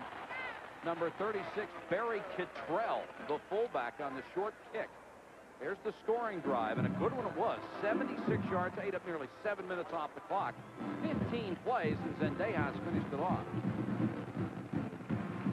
I think I was most impressed with them running the ball when they got inside the 30, but they were stopped when they got inside the 10 by Nebraska. But they were able to move them out, though, pretty well in that drive. Well, they've scored 3 times in the first half, 2 touchdowns and a field goal. Important series here, but 4:06 to go in the half. Taylor changing the play. And Terry Rogers in the tailback for the, or I-back rather, for the first time. This is Rogers wearing his dad's number. Gets it out to the 47-yard line. Rodney Dillard made the stop. That number had been retired when the great Johnny Rogers won the Heisman Trophy. His son Terry came here. They brought it out of mothballs. And Terry wearing it. Got to be careful of this guy. He's very, very quick, as his dad was, out of that I-back. 2nd and 5, Big Red. Bell in motion. A little movement along the offensive line. Rogers cuts it back up the middle. Stacked up by Metcalf and Rodney Dillard, the devil back. And if you're unfamiliar with the terminology, what is a devil back? A devil is a devil of a football player. He's kind of an outside linebacker, defensive end. He's actually supposedly too small to be a defensive end, but he's 6'2", 228. I think a down defensive end. He's a rover type. He can play a safety position. He can do just about everything. I know at Clemson, they asked him to do just about everything. That's the position. You got to be a defensive back, down lineman, and a linebacker. First down, Nebraska. Clock running, 3:13 to go in the half. Rogers end around fake, and Rogers will keep it.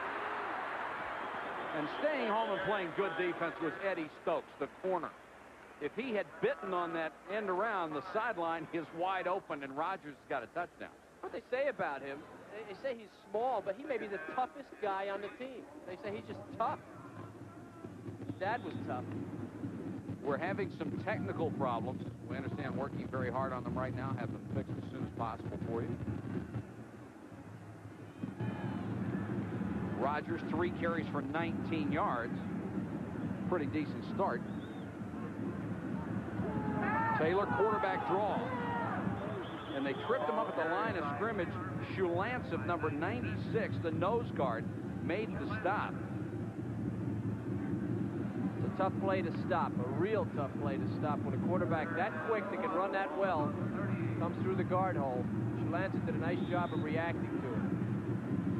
Their regular nose guard would have been Richard Davis, who sat out in 1986 after transferring, but he has broken his elbow twice since he's been here and unable to play.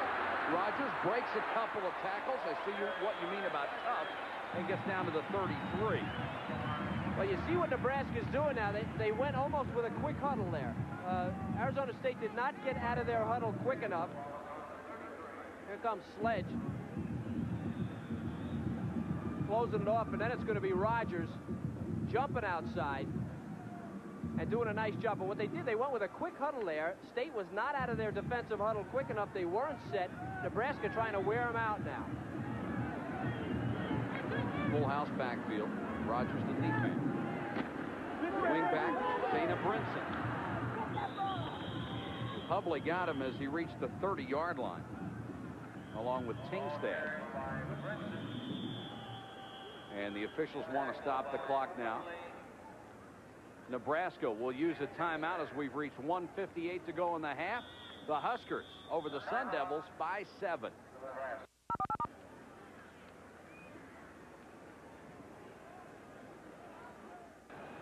Coming up at halftime from our studios, Tim Brando and Bino Cook. They'll take a look at those Rutgers-Penn State highlights and an interview with Coach Dick Anderson.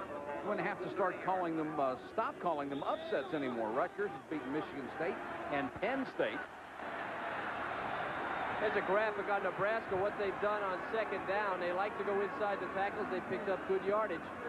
2nd and 7, Rogers. Boy, when the quarterback takes it all the way back to Rogers, he's got so much time to read that hole.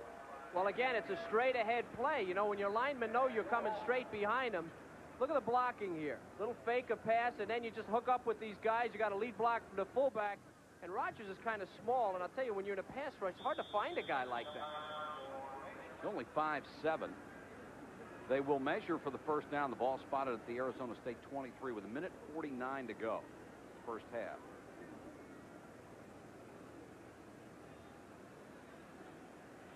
How many close measurements can we have in this ballgame? We've had 3 first downs by an inch. You know, that measurement helps State because I really think they're getting tired of trying to handle those big guys. But it's a first down, and this is a big series for Arizona State. They trail by 7. They're in the game. They've got to just hitch it up and play some defense. Tingstad, the inside linebacker, had gone to the sideline during that measurement to talk with the defensive coaches. Taylor on the option. Short side again. They wrapped him up this time as he got inside the 20. And Metcalf was the first man to him, hanging onto the jersey. Greg Jolson, number 69, gave him some support. And they picked up 5 yards, Mike. 5 yards. It seems like they're being stopped. Look how quick they're out of the huddle again. And Arizona State has to hurry to get out on coverage. Taylor wants to throw. Sideline. Did Gregory catch it in bounds? No, he didn't. And that was Gregory's fault. The ball was on the money, and he just wasn't paying attention to where the sideline was. You're absolutely right. There was no reason. He was wide open. There's no reason he could have stopped. He couldn't have stopped on the sideline. Taylor does his job. This ball is perfectly thrown. It's a little jump at the end that he didn't need. Yeah. Taylor 1 out of 7, 8 yards, but that one was not his fault at all. It's a big third down here for State's defense. 1:02 to go first half, 3rd and 6.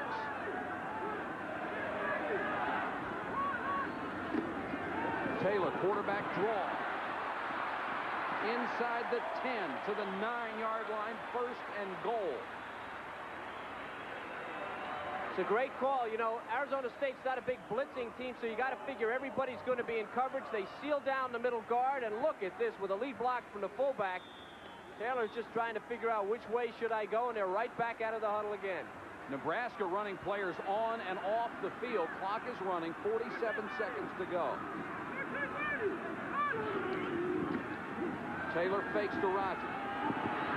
All day to throw, end zone. Gregory, touchdown.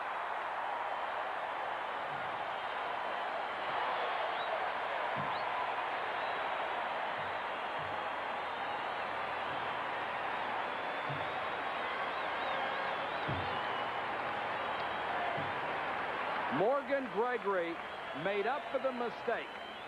All right, again now, State is not a team that will blitz, so you got max protection here.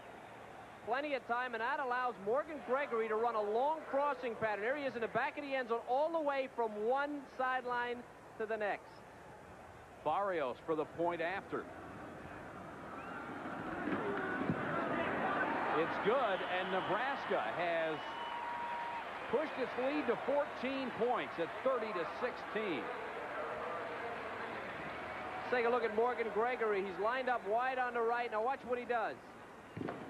Flat out speed. He's heading across the end zone. There's a lot of players there. You can see the defensive player thinks he needs to stop. Plenty of time. Gregory gets hit right in the chest. Good pass by Taylor.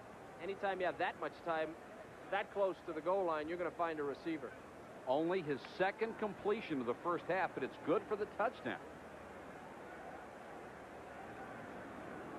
Tonight's student of the game is brought to you by the U.S. Army. Get an edge on life, be all you can be. And it's Nebraska safety Mark Blazek, a social science major with a 3.97 grade average. Last year he was an academic All-American, a 25th player bestowed with that honor in Tom Osborne's 16 years at Nebraska. He's not only produced some great athletes, but he's produced some great students, and there is Mark Blazek. He had the phantom touchdown against UCLA on that interception.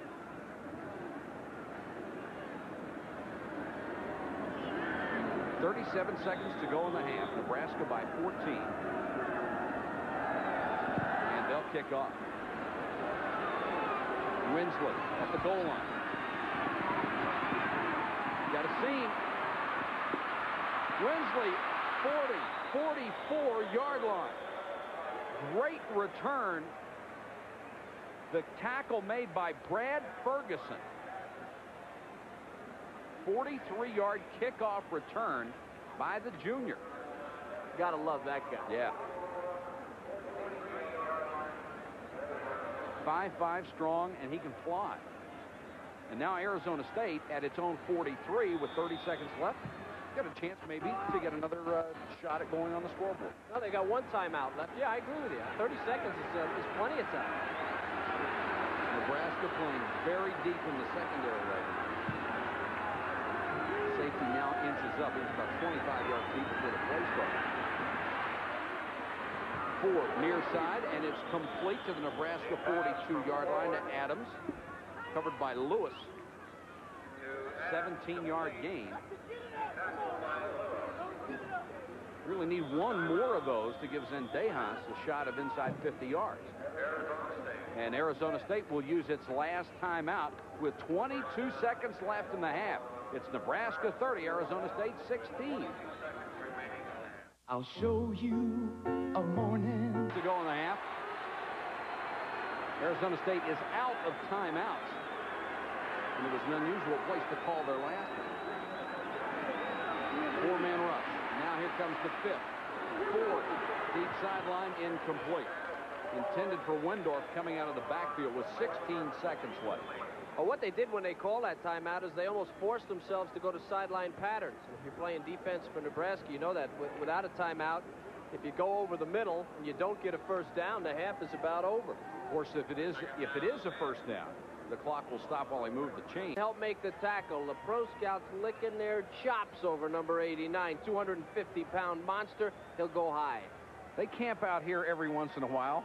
Yeah, they do. But, you know, it's interesting. We had that thing about players. I guess we haven't had it yet. About players drafted into the pros. Nebraska is not really among the top 10. Which is surprising. Yeah, it's a tribute to the program, actually. They do a lot with players that maybe wouldn't be great in other programs. Arizona State will receive the second half kickoff. Winsley at the goal line. Almost broke one earlier, but he won't break this. Forced out of bounds before he got back to his own 20-yard line. And it was Mike Kroll, one of the reserve outside linebackers, who knocked him down. Halftime stats and the total yards pretty even. They have just gone about getting them in a far different way, Kevin. Yeah, and the 5 for 14 for Ford, he's played a lot better than that. He's thrown the ball very well. Time of possession. Also, Arizona State, that's what they would have wanted to accomplish. They have controlled the time of possession, kept it even, but they're still behind by 2 scores. Nebraska controlling the scoreboard. Cahoon is back in there behind Wendorf as the running backs. Cahoon on the toss, ran into his blocker, and then got back to the line of scrimmage. Take a look at what Arizona State did when they had the ball in the first half. And the first time was their biggest mistake on offense of the game, was the interception. The third time they had the ball at TD. The fourth time also a touchdown. They had to punt the next time, got a field goal, and the half ran out before they could do anything with it on the last drive. Well, one of those punts was returned for a touchdown. Sure was. That's really the difference in this game. Yeah, that was the backbreaker. Ford to the shotgun. 5 out of 14. He'll run with the ball. Breaks one tackle, and Ford in a foot race. Lost the ball. Nebraska has it at the 42.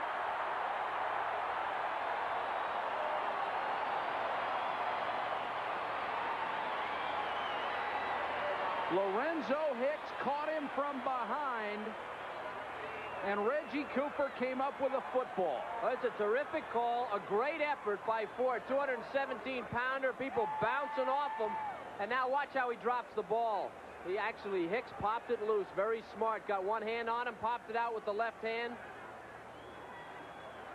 And it's Cooper on the football. Cooper right there, yeah. So Nebraska, with its second turnover of the ball game, starts from its own 42. Taylor on the option. He'll keep it. somehow picked up 6 yards on that play. It was on 49-yard line. Hey, Mom! How you doing, baby? Hey, Mom, how you doing? Reggie, that's why you chase the play. You know, when the first thing you learn about football is don't stop till the whistle blows. Even if you don't think you can get the guy, you chase the play, and that's why somebody popped the ball loose and you come up behind and fall on it. You saw the turnover story. Nebraska has not coughed up the football today.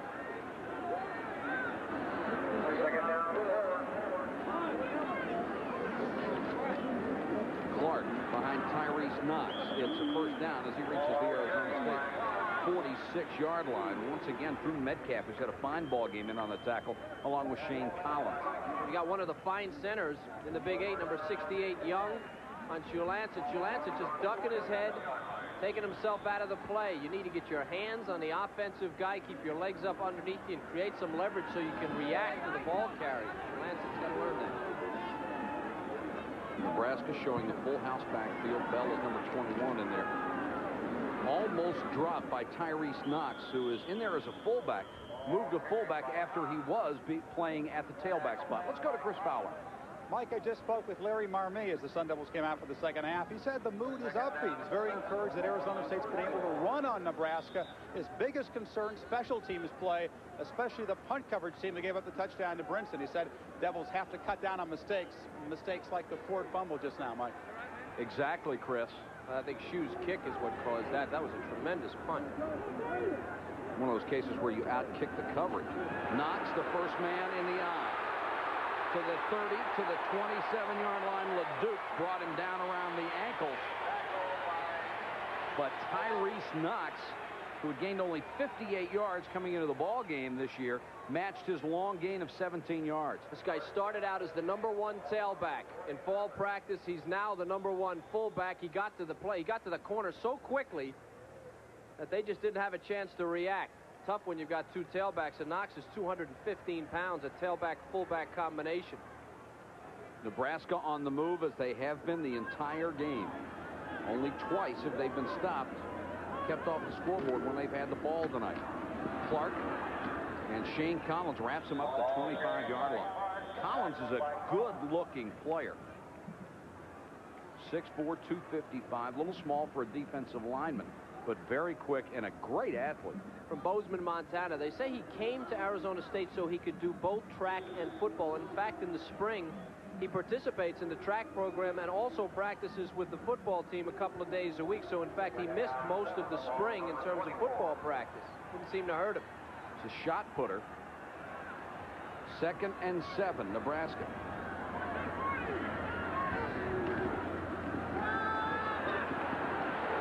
Taylor throwing for the end zone. Intercepted by LeDuc.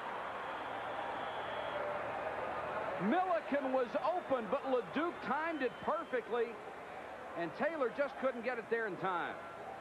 Taylor waited too long. This play was open right away. Milliken way back behind the coverage right now. Taylor doesn't see him. You can actually see as he turns his head, he sees him, and by the time he lofts the thing for him, it's short.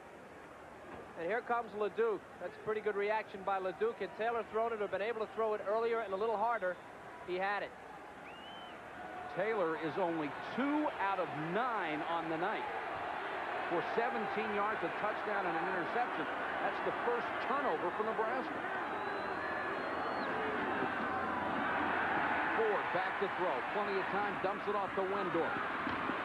And Wendorf flattened as he got to the 21-yard line. Big tackle by Broderick Thomas. That's a great read by Broderick Thomas. Thomas sitting there reading the lineman. He read the screen, just drifted out there. He had it all the way. Smart. Not only good, but smart. Dangerous. Ford getting the play from the sideline. He has not had great numbers, 6 out of 15, but he's thrown for 145 yards on those 6 completions and has a touchdown to go with his first interception, or his only interception. It came on the first possession of the ballgame. 2nd and 8. Cahoon behind Wendorf. Cahoon on the carry. Flag is down as he reaches the 27-yard line. Want to take this opportunity to say hello to a gentleman I know is watching the ball game tonight who had an emergency appendectomy Thursday night. His name is Dick Bishop. Penalty will go against Arizona State. I know he is doing well because he's my father-in-law, and he is recovering nicely. He's a big Redskin fan, but that's going a little far, imitating Doug Williams. Yeah, I was going to say, it's one thing to be a fan. Was he wearing a hog nose when he had the operation? No. Illegal motion on the offense. Second down. But he's doing real well, up and around already. That will cost Arizona State on the motion penalty back to their own 16. It's a tough spot for him. This is a place for the screen, but they just sniffed that one out. Look out for a draw here.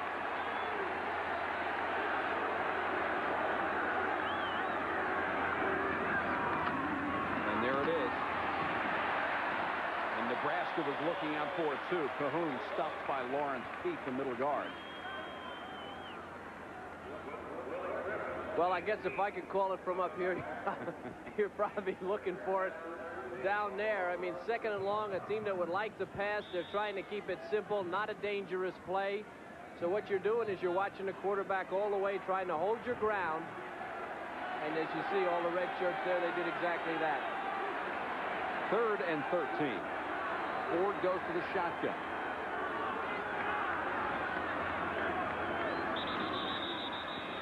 Another flag is down. That's a procedure penalty, I believe, on Arizona State, Mike. And things a little sloppy here early in the third quarter. Well, actually, they began the game the same way they began the third quarter. And it is procedure. That will cost them 5 more, make it 3rd and 18. Again, let's go back to this tight end thing. Gary Knutson is gone. Broke his ankle. He was their starting tight end. Scott Veach was their backup. He's gone. And they're down to Ryan McReynolds. They've not thrown to him all night, and that really hurts their offense. They can't sweep, and they can't throw to the tight end. They think that McReynolds is going to be an outstanding football player, but he has virtually no experience. Nebraska showing blitz, and here they come. Ford unloads, incomplete. It was intended for Tony Johnson, and he was sandwiched at the 25-yard line and paid the price, even on the incompletion. Tahan Lewis, one of the guys who really laid a shoulder to him. All right, well, Nebraska's, they're pretty intelligent defensively, and they know exactly what's going to happen. You got a blitz here. They want Ford to throw it quickly, but remember, you don't have a hot receiver because you have a young tight end. You've got max protection. You got to go to the wideout, and you saw the result. Mike Shue averaging over 48 yards a punt, but remember the last one went all the way back for a touchdown. Kicks to Bell, who's sandwiched to the sideline, driven out of bounds to 45.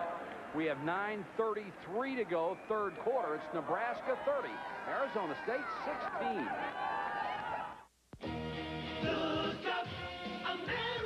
From sea to shining sea to your 1,500 Jeep Eagle dealers, starting our second successful year.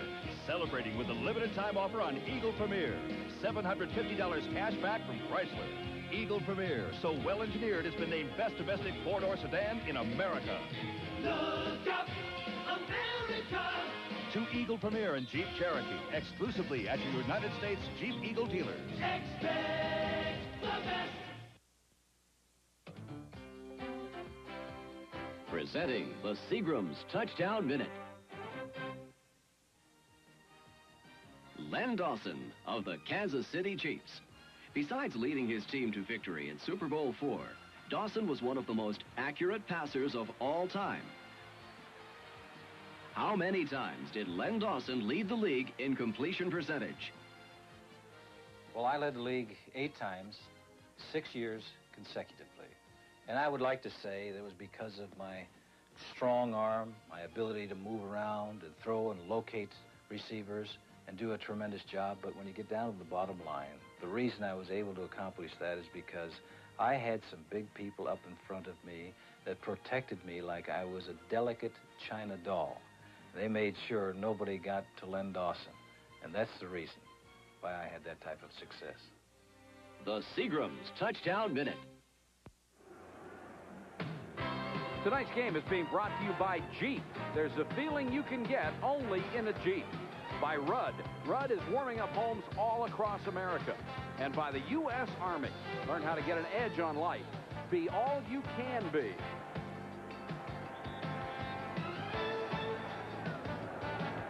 Nebraska leads Arizona State 30-16. Mike Patrick, Kevin Kiley, and Chris Fowler with you from Lincoln, Nebraska. Glad you could join us on ESPN. The Huskers with the ball at the Arizona State 43-yard line, up by 14. Taylor on the option. Nice keep, but Arizona State did a good job, and it's a loose ball. Nebraska got it back. Tyrese Knox downfield with good hustle, and that could turn out to be a huge play. Well, this is a matter, I think, of being in the right place at the right time. I don't know that Knox even knows this ball is fumbled. Taylor's showing you what a great athlete he is as he comes to the corner. Almost down, makes the pitch, and the ball is just dropped. And now it's anybody's ball, and Knox just happened to be running along there and fell on it. 2nd and 3. It qualifies as a gain of 7 yards. Clark on the pitchback. Got short of the 35-yard line. Dillard, number 21, the Devilback, made the tackle. It'll be a little more than a yard shy of a first down. I think the amazing thing about Nebraska's offense, certainly one of them, is at times it looks like Arizona State is playing excellent defense, and Nebraska's got 30 points. Well, it's a big play offense. It's as I said earlier in the game, they'll stretch you laterally, they'll stop you a lot, but they'll also create a seam, and when they do, they have the athletes to go south with the ball. Clark now with 100 yards on the night, the first Husker player to gain 100 yards this season, and he's got it again on 3rd and short. He's got a first down. Pinned by Nathan LeDuc after he was tripped up by Dillard. Interesting thing in talking to the Nebraska offensive coaches about how a tailback, you think about a tailback, you hand him the ball and he runs with the ball, but that's not the way it goes. The fullback and the tailback have to read blocks, read which way the offensive linemen are taking people, and cut back and cut to the right hole. That part of that is what determines whether they play or not. 1st and 10. Knox is in there as the up man for Clark. Clark again behind Knox. Collins wraps his big arms around him inside the 30 to 29-yard line. I've noticed when Taylor audibles, most of the time he's going to the tailback. He's coming back to a tailback handoff. It seems to me, see if we can keep an eye on him every time he turns around, or he seems to be audibling if he doesn't go to the tailback. Nebraska here with a late substitution. They get Doug Glazer onto the field. Excuse me, that was Tom Hunt, number 78, who was coming on late. Brinson, wing back reverse.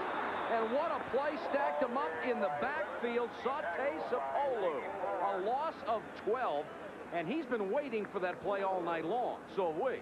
I think Arizona State's been waiting for that play from Saute for 3 games. What he does is he gets plenty deep enough. He gets as deep as the deepest man, and he shows the quickness. Brinson is a flash, and he pulls Brinson down. A big, big play now. That's 2 defensive plays this quarter by Arizona State. Sapolo, 6'3", 245. They're expecting big things, and they're waiting for big things back in Tempe from him. The only veteran on that defensive line now. 3rd and 16. Taylor, plenty of time now. He's flushed.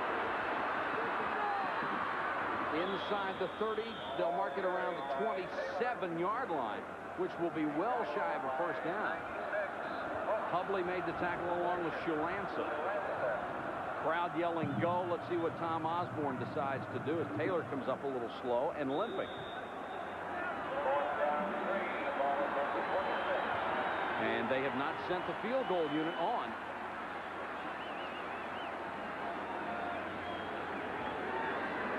They will go for it on 4th and 3. We got to the cadence here, Mike. We'll try and throw him off. 2 tight ends. Taylor on the roll. He's got room to run. And he stopped short. Great job by Boyd and Tainstad. They made the stop, and he fell well shy of the first down. Now, this is a great play defensively because you're right, Mike. It looked like he had it all the way. When he turns upfield, Here comes Tingstead, and then there's the hit that stops him. Tingstead slows his momentum, and then he goes down in a flash. Very close, though. And where they have marked it, they are going to have to measure for the first down. I didn't think he was that close. And Arizona State holds on downs.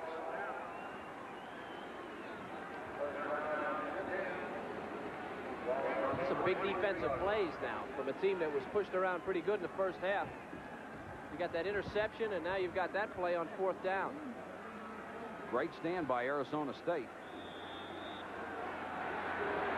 Ford, 6 out of 16, 145 yards passing, and he's going to have to start putting it up again probably. They'll give it to Fisher, the redshirt freshman fullback. Let's go to the sideline and Chris Fowler. Chris? Okay, Mike, just to update some injuries for you. Chris Garrett, the Arizona State split end we told you about in the first half. He has a broken bone in his foot. Obviously, he won't be back, and he could miss a couple of games. Also, wide receiver Tony Johnson has bruised his ribs right in front of me. Trainers working like mad to tape him up, and he'll wheel it back. Mike? And Chris, there is Johnson being worked on. He came in with a hamstring. That means they're down to Lynn James and Leland Adams. Adams has had a huge ball game. Ford on the roll, throws for James, and complete. Blazek takes him down at the 35. Really impressed with Daniel Ford, the Arizona State quarterback. He's been under tremendous pressure, and he's thrown the ball in the money almost every time. And you look at his eyes right there. That was a good, no fear in this guy's eyes at all. This thing very slow developing, and the coverage is there, but the accuracy, just a remarkable throw. Look at this throw. Just on the perfect side of the receiver, and he's almost out of receivers, and he's finding guys. Arizona State.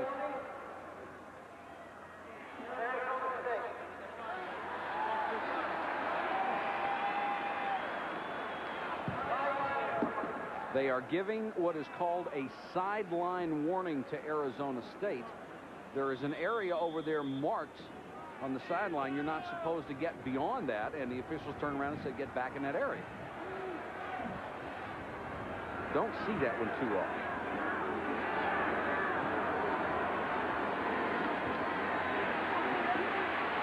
Ford with good protection this time, throws, contact, and a flag. Well, I thought Fryer got there early. The flag came late, intended for Lynn James, who had good position, and Fryer really upset about it. That's a great athletic move by Fryer, but there's a way to do this, and this is not the way. You want to take that outside hand and use it. Watch Fryer come over his back instead of using his hand. See? He went right over his head, over James' head. What he needed to do was try to get that hand out in front without doing that. Good play, though. That's tremendous athletic ability by Fryer to just be able to get up and over. Oklahoma State's Hartley Dykes says he is the best defensive back in the Big 8. There's a lot of people who would, and Hartley's not bad either. No. So the 10-yard penalty, the 4th called against Nebraska, will move the ball to the Big Red 48-yard line. Another first down for Arizona State. 4:32 to go, third quarter. Winsley on the toss. Here comes the fake reverse. Winsley will keep it. Slammed down after a gain of about 2 yards. Paul Brungart chased him down. Do you believe this? Oklahoma State is murdering Texas A&M. North Carolina State coming back on Maryland. That's fourth quarter. UTEP over Tulsa. Memphis State, Tulane tied in the second. And Texas Tech routing Baylor, also a second quarter score. 2nd and 8. Sun Devils.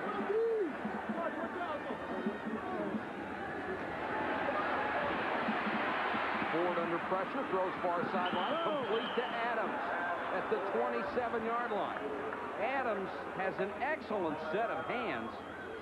That one was for 21, and Adams for the season averaging nearly 30 yards a catch. Yeah, but you have to remember, I mean, these guys got 2 wide receivers, no tight end, and they're keeping their backs in to protect, and Ford is still completing these passes and making amazing. Guys making good catches like this. This is a gutty effort by Arizona State. It sure is.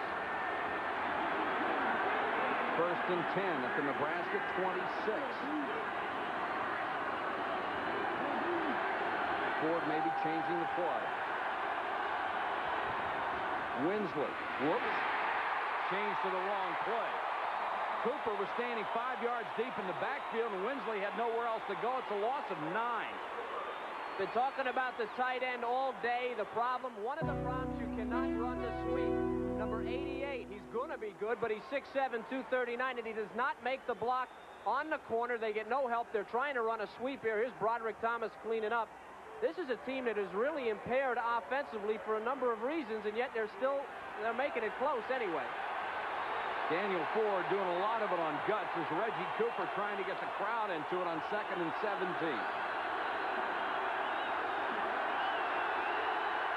And the crowd won't let Ford hear the signals now. He might be smart to ask to be able to back away from it. Goes ahead. Here comes the blitz. Flag is down. The official stops the play. The play will not count. The play clock may have run out on it. It may be a delay of game, and Ford is slow getting up.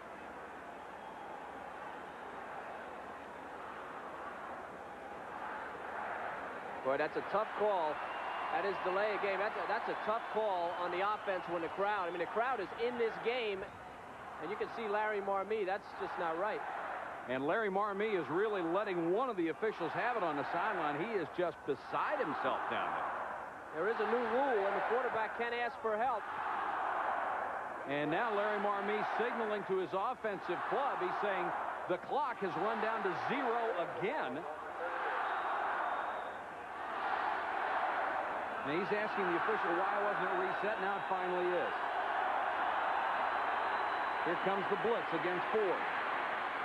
Deep over the middle, no one there except the Cornhuskers, and it's picked off. Tim Jackson. Jackson to the 32.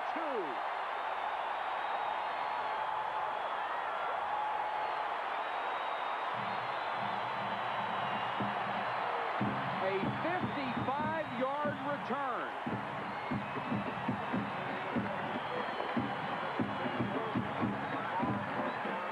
Well, it's a deep zone. Jackson's the free safety. He thinks Leland Adams is going to cut inside. Adams goes outside. Ford throws it to Tim Jackson. And then one of the better athletes in the Big 8. Little cutback there. Good job, actually, by Arizona State people. That's McReynolds, the tight end, that makes the tackle.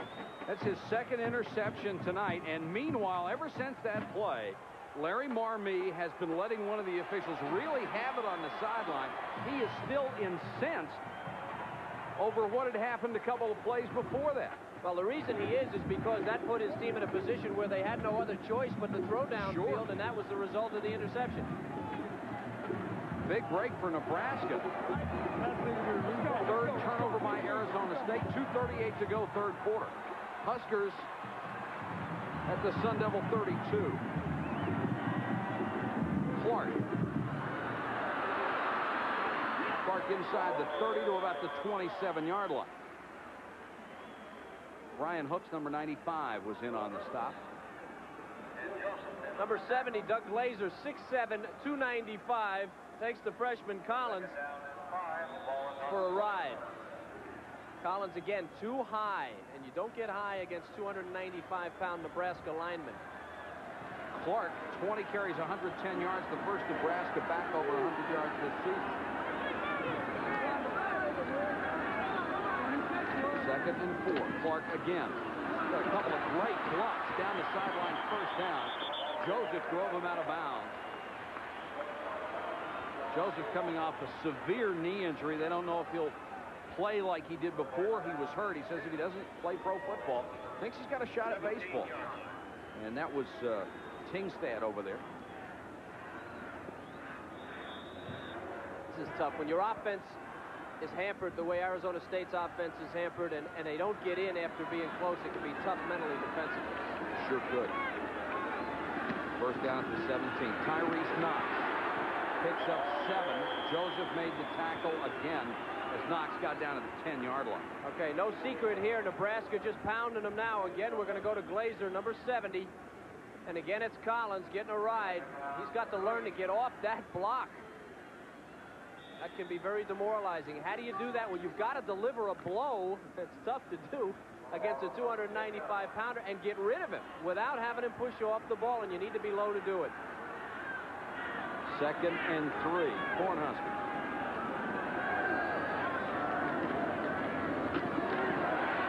Taylor looking to throw the option, belted as he got to the 5. Big hit by Scott Walker after Joseph had slowed him down. Well, it's man-to-man blocking now. They're just man blocking on the Nebraska offensive line. What we suggested earlier about how they could just match up man-to-man and they would be able to overpower Arizona State, that's what they're doing right now. And when you push a guy like Collins, Mike, off the ball, that takes care of your linebackers too, because you have no place to run. 1st and goal from the 5. Clark, the deep man, Knox, the fullback. Knox didn't get back to the line of scrimmage. Again, Saute Sapolu with that quickness right in the backfield. Well, they turned him loose is what they did. And now look out for Nebraska seeing that. They may decide they want to go wide.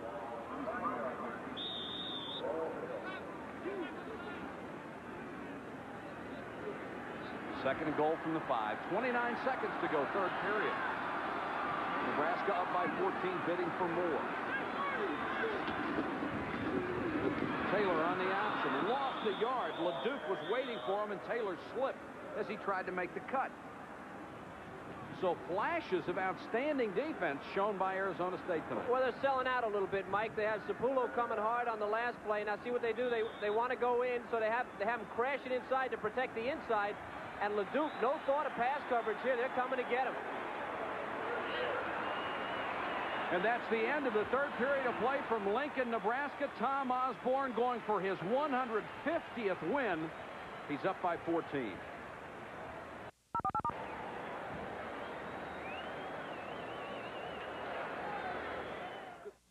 You know, hardly any of this stuff can really help me with my schoolwork. There is something you could have which would help you a lot. Do you know what that is? No, but I'm afraid you're going to tell me. Yes. It's the new Encyclopedia Britannica. Encyclopedia Britannica.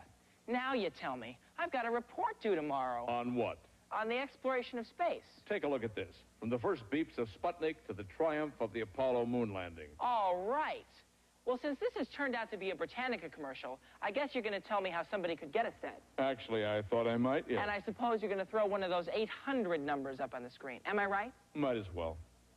And there it is. To find out how you can own the Encyclopedia Britannica, just call this toll-free number and we'll send you this free booklet telling you everything you need to know about your key to the information age. And just for previewing Britannica in your home, your family will receive this 3-volume desk reference set. So if you would be interested in owning the new Britannica... I'm thinking it over. Just call this number now. Encyclopedia Britannica.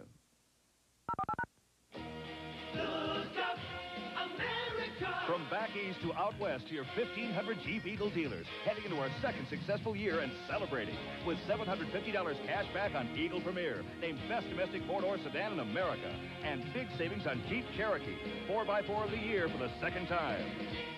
Look up, America! To Eagle Premier and Jeep Cherokee, exclusively at your United States Jeep Eagle dealers. Expect the best. 15 minutes of football left from sold-out Memorial Stadium in Lincoln. It's 30-16. Nebraska on top. 3rd and goal from the 6.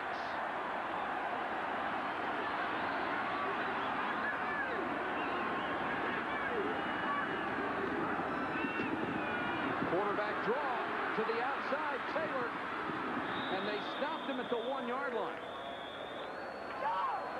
Arizona State closed in a hurry to prevent the touchdown. Now it's 4th and goal. Tingstad and Joseph got him. Now this play was predictable, but I'll tell you what, Steve Taylor, for no other reason, he takes a pounding for this team. Watch the way he gets hit on this thing. He wants to go up the middle. Tingstad standing there looking at him. Now watch him get it right in the chops here. Oh. Oh. And Nebraska will go for it. 4th and goal. Option left. Clark. He did not get in. Arizona State holds. Sapolu made the tackle. If they'd have run an option left, they'd have had it. This is great defense again. Again, the quickness from Arizona State getting off the ball. Here's 59, Tingstad and Sapolu out there. It's really, Sapullo does a great job of just holding them out of the end zone. A good call by Nebraska trying to get in, though, I think, because the field position is murdered. Sure. But that is the second time in this half that Arizona State has held deep in its own territory, and they're still down by 14 points. I wouldn't be surprised to see it just throw the thing up there. I wouldn't either. Perkins and Fisher the backs. Perkins on the toss. That's a safety.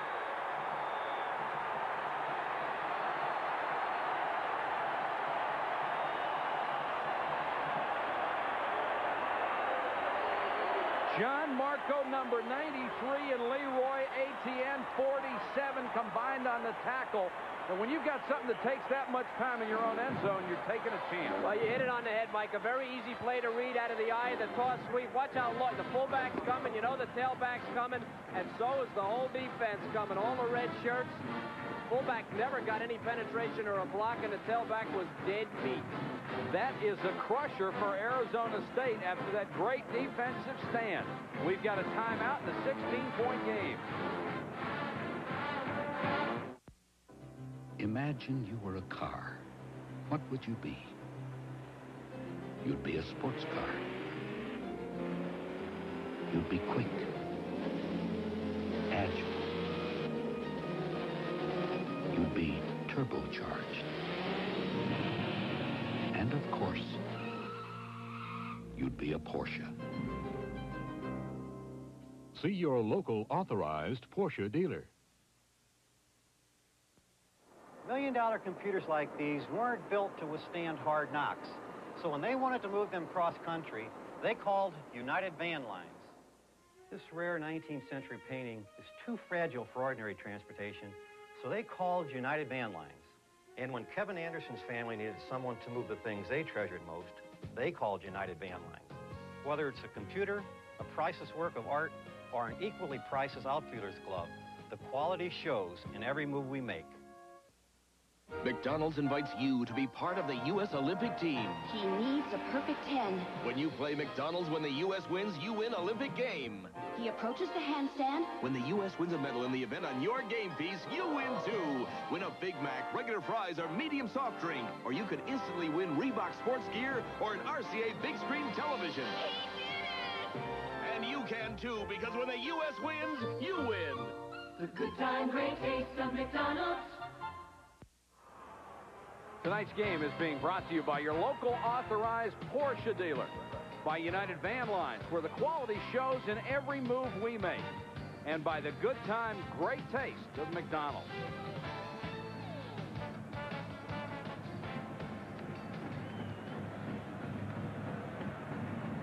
(32-16), Nebraska over Arizona State, and Nebraska jumped on top early. The Sun Devils came back to take the lead, but after that, after having that lead, they've scored only 3 points. Free kick. Bell chasing it. That's a loose ball. And it looked like Bell recovered for Nebraska. That is the second loose ball that Arizona State had a great shot at and didn't come up with. You know, that's amazing. Their shoe has been kicking the ball under pressure great all night. He kicks a dying duck. I know it wasn't intentional. This is like an onside kick. And there, you're right. The Arizona State player had a shot at it. Eddie Stokes, number 25. Nebraska ball after the safety that has made it a 16-point game and put Arizona State in a lot of trouble. Rogers is back in at tailback. Carpenter the fullback. Taylor on the option. And Rogers couldn't quite stay in bounds. He still got 8 yards. Option play is just so dangerous. Storyline, Lincoln Clark, the first Nebraska back this year, over 100 yards. Taylor has 85 himself. Arizona State with 3 turnovers. Ford has had an excellent night, 176 yards. He has been harassed every time he's gone back. 2nd and 2, full house backfield. Taylor on the keeper, first down. Metcalf wrapped him up. Kevin, how would you evaluate both of these clubs after seeing them tonight? Well, I think Nebraska's offense is about what we expected to see, although I think a lot of people expected them to be able to push Arizona State around a little bit more on the ground. Steve Taylor has definitely lived up to the expectations. Played a remarkable game. Clark has had some good holds. He's run through them. He doesn't appear to me to be a great back. If Nebraska has a problem, it's defensively. Arizona State, with people hurt all night, has been able to move the ball. And I think Arizona State, with another man down, has a tremendous young team. I think their youth has played very well. We've looked at Collins. He's had some good plays, some bad plays, but this team is really a freshman-sophomore team. In a couple of years with good recruiting, they could be excellent. Larry Marmee was not kidding when he said, we don't have a lot of experience, but we have some excellent young players. We'll pick up the number of the injured man as soon as we can. And it's Shane Collins, and it looks like he's going to be able to get up under his own power. Hope you'll be with us tomorrow, 12:30 Eastern. It's the NASCAR Winston Cup Goodies 500. Darrell Waltrip, the defending champion. He'll be challenged by Bill Elliott, Rusty Wallace, and Dale Earnhardt. 12:30 Eastern is the start for that race. Collins comes off the field. He's made 10 tackles tonight.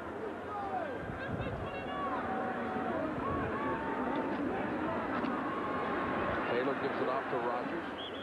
Rogers ran right into Drew Metcalf, who's another player who's had an excellent game. Been very active. Here's another thing that Nebraska does to you. They'll pound you the entire game, and then they'll spot play a guy like Rogers. He's so quick, and you just naturally slow down. Both teams do over the course of a game, and then when you hold a guy out like Rogers and put him in, boy, it can be awful tough to gear up to go that fast to catch him. 2nd and 7. Clock running with 13:08 left in the game. Rogers on the toss. Just give him a little seam, and he's gone. LeDuc banged him out of bounds. But it will be another first down for Nebraska at the 42. That's a perfect example of what I was talking about. Now, another back may have slowed down a little bit, couldn't get through this hole, and you may be gauging yourself to get there at a certain point at a certain time because the game has slowed to that point, but Rogers has not slowed to that point. Bang, he's through that hole and down the field. One of the most famous names in Nebraska football history. He is the son of Johnny Rogers, who won the Heisman in '72.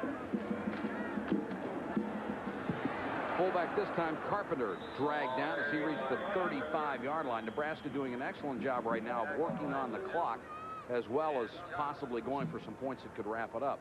North Texas State over Texas. TCU leading Boston College in the second quarter.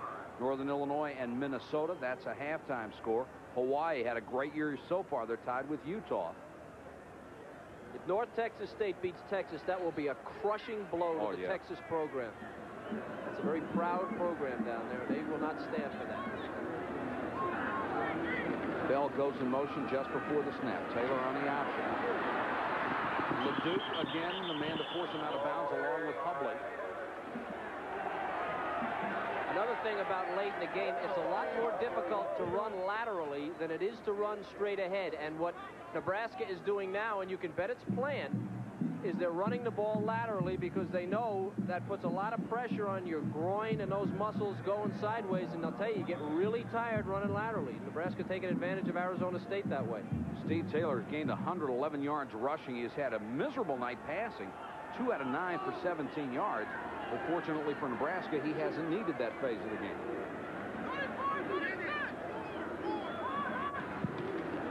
Carpenter, the fullback, stopped as he reached the 20-yard line. Scott Woodford, number 49, was on the stop, and on the bottom of the pile there, Metcalf again. As you look at this defense, Sapolo's a senior, Jolson's a senior, Chalanzit is a junior, Collins is a freshman, Dillard's a senior, but his backup, who plays quite a bit, Terrence Johnson, is a sophomore. The linebackers are sophomores and juniors. And you've got one senior in the secondary for Arizona State. 2nd and 8. Rogers on the delay. Broke one tackle to the 10, to the 5, to the 3. Rogers tackled by Hubley, but it will be 1st and goal, Nebraska. I want you to watch and see where the defensive player makes contact. All of the defensive players make contact with Rogers, and see if anybody does not get in front of him, or if anybody does get in front of him, watch where they're making contact. There's an arm, there's another arm. Nobody is able to get in front of this guy. He's too quick. He ran right through the defense. No one was able to square up on him, and that's a result of being tired and this guy's quickness. Nebraska spending the second half in Arizona State territory. Rogers, touchdown.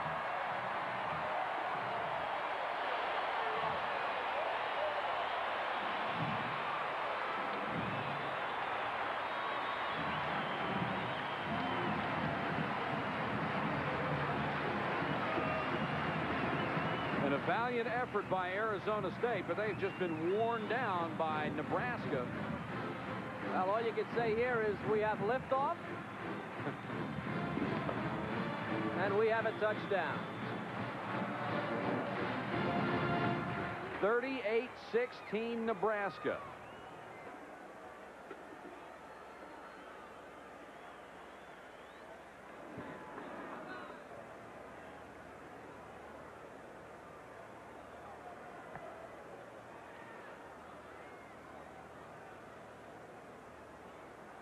There is a timeout on the field. Tom Osborne calling his offensive team over. Well, here you go from the side. Again, Rogers going in. Nebraska 38-16 over Arizona State. What is the price of a car with more Le Mans victories than any other car in history? A car which for 40 years has pioneered engineering breakthroughs. A car whose very name has become synonymous with performance. What is the price? Well, if you have to ask the price, you may now be able to afford one. See your local authorized Porsche dealer. For years, duffers everywhere have taken comfort in the fact that there's one thing more inevitable than the double bogey. Nightfall. Shouldn't your night belong to Michelob? Now, the final chapter, students, in Bosworth's book of etiquette, personal hygiene. I suggest the maximum protection of new Right Guard Sports Stick from Gillette, antiperspirant and deodorant. Anything less would be uncivilized. Owning a home or a brand new car can be a dream come true. And USFNG can help to protect and cover you. From the mountains edge to the ocean's edge, we insure you every day. We protect what America's made of. We cover the USA.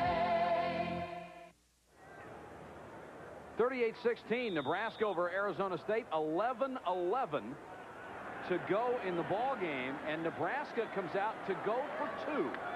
We'll talk about this in a second. Rogers on the toss, and he's got it.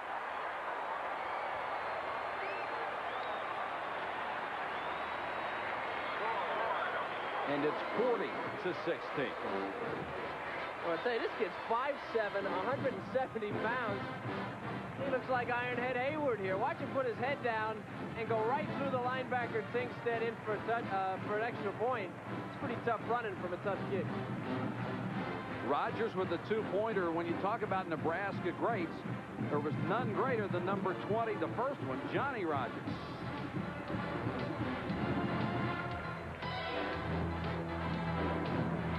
They called it the game of the century. It was number 1 Nebraska against number 2 Oklahoma in 1971. And Johnny Rogers stunned a sellout crowd in Norman with this punt return. Nebraska would go on to win the game 35-31 and the national title. A year later, Rogers would win the Heisman Trophy. They retired his number here in Lincoln, but they brought it back so that his son Terry could continue the legacy.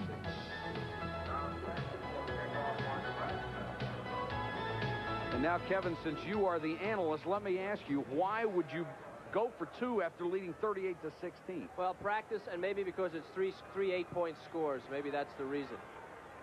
24 points. That would. Good point. That's the only thing I can think of. That means they'd have to score 4 times. The likelihood of that probably not very good right now. Cahoon on the short kick from the 19. And he got back to the 29-yard line. Let's check in right now with Tim Brando. Tim? All right, Mike, some very disturbing news for Alabama tonight. This just in, the game's long since been over. Bobby Humphrey suffered a broken bone in his left foot. He had 101 yards rushing tonight. He's out for the season. Gene Jelks, also with a knee injury, out for the season for Coach Bill Curry. Also in baseball, Toronto's Dave Stieb has a no-hitter into the 9th inning right now as the Blue Jays are leading Cleveland 4-0. Back to Mike. Oh, that's a bad break for Alabama. 2 of them, in fact. A couple of great players. Paul Justin, number 10, is the new Arizona State quarterback. Justin gives it to Perkins. Perkins runs a little circle route. He's stacked up by Mike Cole, number 88. Flags are down on the play, too.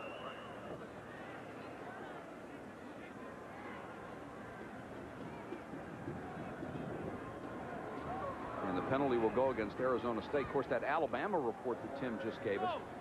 Here you got Gene Jelks, a guy who could come in and play tailback, who was an excellent runner, and then he gets hurt, too. I think you have to feel for both of them. That's an illegal shift on Arizona State. You have to feel for Humphreys, a Heisman candidate, but Jelks waiting to play tailback gets hurt in the same game. That's a really good pressure.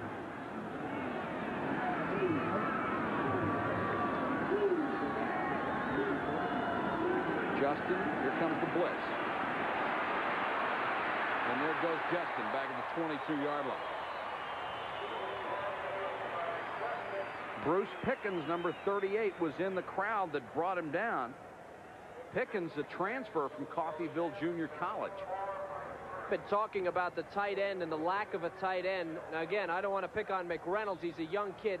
But I want to show you what they're trying to do here. They want to go long to the tight end. This is a safety, Blazek, not really used to playing man coverage. Look, he's got McReynolds just covered completely. No place to go, so they get the sack. They had an excellent tight end that could get open. He's been hurt. 2 of them were hurt. 3rd and 17. Justin drops the snap from center, got it back. Hicks tried to beat him to the ball and couldn't do it.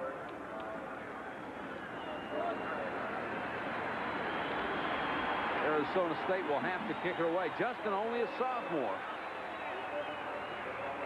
6'5", 193. I think he's got a big future here. And Shue, who is just a tremendous punter, has Bell and Brinson deep. Shue has averaged 45 yards on 3 kicks tonight. Not a good one that time, but he gets the bounce. Brinson back at his own 27. Oh. Kelvin Fisher brought him down. A flag comes in late. Boy, that is a late flag, Mike. Late. I mean, the call's got to be a face mask, and on if that was a didn't face, look like it. If that was a face mask, I really believe his head would have come off. Yeah. It looked like he might have caught him under the shoulder pad. We have a 5-yard face mask.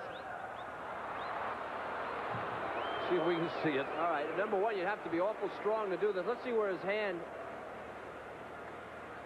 It looks to me, I can't tell, but it looks to me like got him under the shoulder pad. Yeah. And the official who called it was probably the farthest one away from the play. Yeah, it's close up to the neck, but I don't believe he did have him. If his head never did come back. You can see right there, he had him by the shoulder pad. Taylor on the option, gets across the 40. Not that that call will have any influence on the game, but let's go down the sideline and Chris Fowler. Okay, Mike, I'm standing here with Will Thomas, the little brother of Nebraska's All-American linebacker, Broderick Thomas, a red shirt. Now, you're not as big as your brother, but you get your chance next year. Are you as good a player as he is? Well, we have the same bloodline mixture from my mom and dad, so the potential is there. Future All-American, that's all I have to say. The Thomas family confidence and exuberance. He almost knocked me over when Nebraska scored their last touchdown, Mike. All right, Chris, thanks very much. He lays it on the line, doesn't he? Taylor gives it off to Rogers, spins out of a tackle. Boy, and they're really turned on the speed in Arizona State territory at the 47. Sepolu made the tackle after a gain of 11. Kid, you just can't teach this. You have to teach him to get to the hole, but what he does after he gets to the hole, you can't teach. Remember, this kid's 5'7", 170 pounds. His tough enough to figure out which direction he's going. Nice play by Sapullo, though. He's running hard and chasing people still, and good job by State, Arizona State. Nebraska with 349 yards rushing. Rogers has 77 of them. 23 more. He'd be the second back for Nebraska in this game to go over 100. Taylor throws near sideline to Gregory. He's got a quick screen out there for him, and he's driven out of bounds. Scott Walker, number 35, was in on the tackle. I talked a lot about the Sun Devil defense tonight. I was kind of hitting on Nebraska early in the game, and they may have problems. They played a pretty good second half, the Nebraska defense. A quality program, and Tom Osborne with one of the great records of all time in college football. And Taylor will lead with 8:07 to go in the ball game, and Jerry Godowski comes on. Excuse me, it's Mickey Joseph in at quarterback. Joseph gives off to Lance Lewis, a freshman at fullback out of Scott City, Kansas. Gets his 6th carry of the season. So Tom Osborne has called off the Dogs with 7:54 to go in the ballgame, up 40-16. Mike Patrick, Kevin Kiley, and Chris Fowler with you from Lincoln, Nebraska, where the Cornhuskers are on their way to their 3rd win of the season against one loss, that one coming to UCLA 2 weeks ago. Fisher at quarterback, a young man with unbelievable potential. Or Joseph, excuse me. Joseph inside the 30 to the 27. You know, Mickey Joseph could have the same effect on the Arizona State defense that Terry Rogers had. I mean, this guy can fly. Sometimes he flies in the wrong direction, though. I mean, he's a little young. He needs to learn the offense, but he supposedly is the guy of the future, although there are some other ones. Mike Grant on the freshman team, 6'2", 195 pounds, and he's got part of those 80 points the other day, I bet. They just reload here. 3rd and a yard. They give Rogers the toss. Rogers cuts it back, got a hole.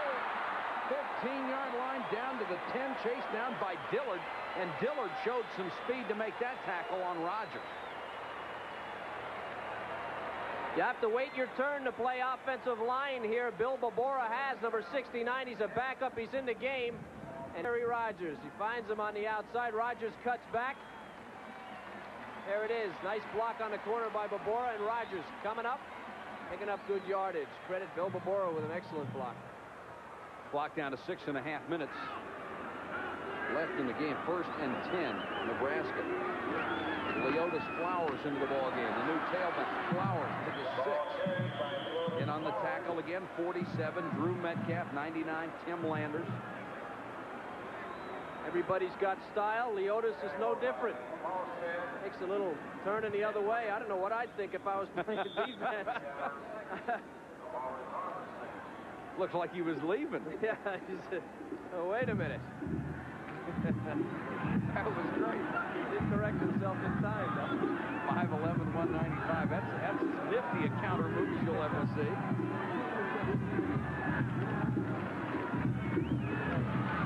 On the action, Joseph, touchdown, Nebraska.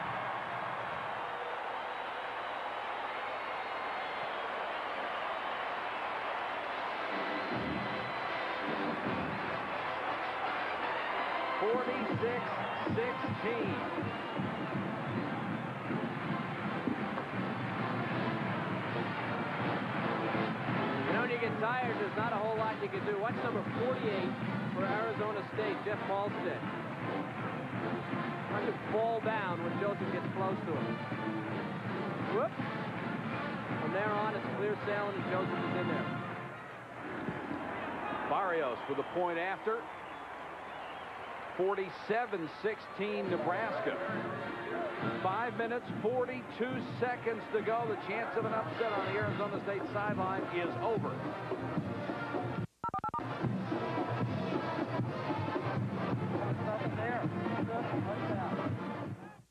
Hi. I've been...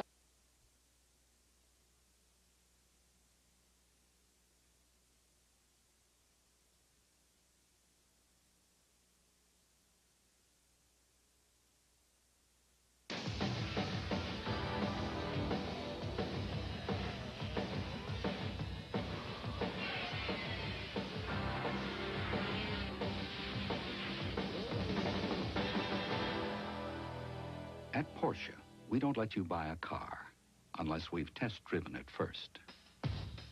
See your local authorized Porsche dealer. 47-16, Nebraska over Arizona State. It has not been really a runaway ball game. People that tuned in late should know that Arizona State was in this game for quite a while. And as Kevin pointed out earlier, they played very well. They have a lot of things to take back to Tempe to be proud of, and I think this should be a plus for them, not a minus. Cahoon and Winsley deep to receive. Winsley at the 2. Nice move to get away from one tackle and gets back to the 19-yard line. Let's go back to our studios and check in with Tim Brando. We're going to take you to the Superdome, Mike Patrick, on the ensuing kickoff after a touchdown pass from Terrence Jones of Tulane. Charles Wilson sets free. Watch him find the seam right up the middle of the gap. No one can catch him. 95 yards. That tied the game at 10, Memphis State and Tulane. Toronto leading 1-0, 2 outs in the ninth. Steve pitching against Julio Franco. He's 1 out away from a no-hitter. Back to Mike.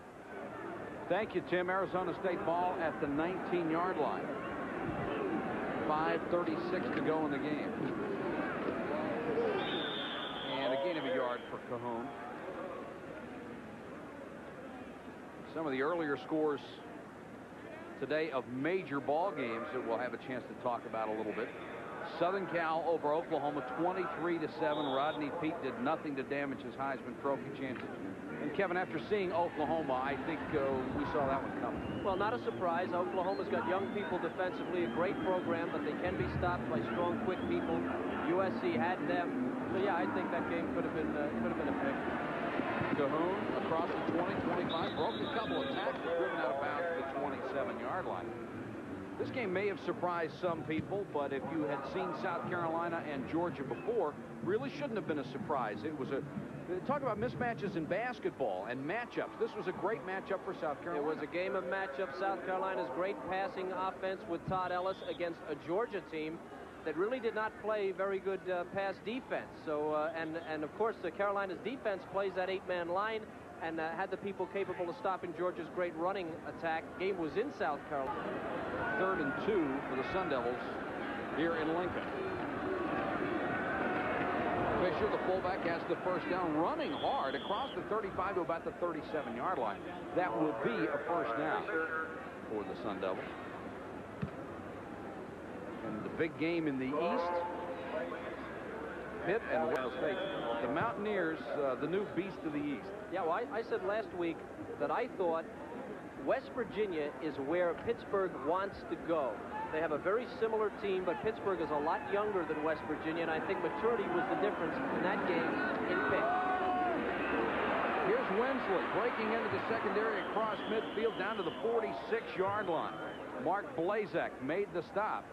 17-yard gain for Winsley, the 5'5 junior.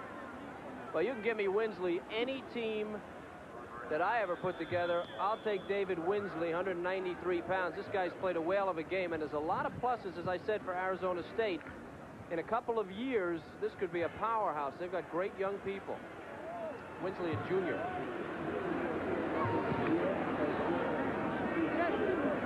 Justin is the quarterback. He wants to throw. He has time intended for Martin, incomplete at the 30-yard line. Another score update. We've got Tim Brando. Timmy? All right, Mike, thank you very much. The final score is 1-0 Toronto. They get the victory, but for Julio Franco, it was a base hit. The base hit coming in the 9th inning with 2 outs against Dave Stieb. So the Blue Jays get the victory, but Stieb does not get his no-hitter. We'll have highlights of all of that in Sports Center with John Saunders, and of course, I'll have the scoreboard show immediately following your game. Thank you, Tim. 8 2/3. That's tough. Justin on a half roll.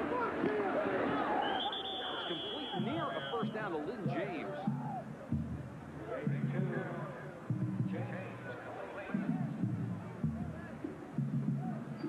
Clock stopped as they moved the change with 3:56 left. As you look forward to the Big 8, there's an interesting situation developing here. This early in the year, both Oklahoma and Nebraska have a loss. You got Colorado. I haven't seen a score on them, but they were undefeated going in. And Oklahoma State undefeated. Colorado did win. Oklahoma State winning big. You may have a little bit of parity coming in the Big 8 here. And Iowa State played Iowa very tough. Yes. Cahoon gets a couple more. Clock continues to run, approaching the 3:30 mark. Now, I think it's fair to say these are not vintage Nebraska or Oklahoma teams this year. There's a lot of youth there. I think, as I said earlier, too, as you go through the season, Mike, these teams will mature. I think Oklahoma's defense and Nebraska's defense have the same problem. They had to replace a lot of people, and the history is there. The record is there. These teams will be excellent by the end of the year. Not that they're not now. Stacked up Cahoon for a loss back of the 40-yard line. And in the WAC, that's been an exciting conference this year. Kevin, they pulled off some big wins. Yeah, it's always been exciting. Brigham Young scored 20,000 points one year, I think. Wyoming came from way behind. I think they were actually 60 points behind in that game, and they won 48-45. Well, I got 20,000 when you were playing defense for Wyoming. Well, Welniak had a big day, and what a job Coach Roach has done up there. Incredible job. Great story, too. Justin finally unloads it and throws it out of bounds. Roach, very similar to Larry Marmee at Arizona State. Longtime assistant coach. Finally gets a shot, and in Roach's case, at a rather advanced age to get your first head coaching job. I think Paul Roach had given up. I don't think... we talked to Larry Marmee about it, and he had almost given up. But I think Coach Roach had about quit on it. He found himself at the helm of Wyoming, and I bet you there's a lot of people that may have passed on Paul Roach in over the years that may be saying to themselves, you know, if I'd hired him, I might still have my job. That's right. That's an incredible job. He's just unbelievable. That's a powerhouse up there. 4th and 15. Justin in trouble, got away. Gunned that one over the middle, but behind Martin. And Nebraska will take over on down.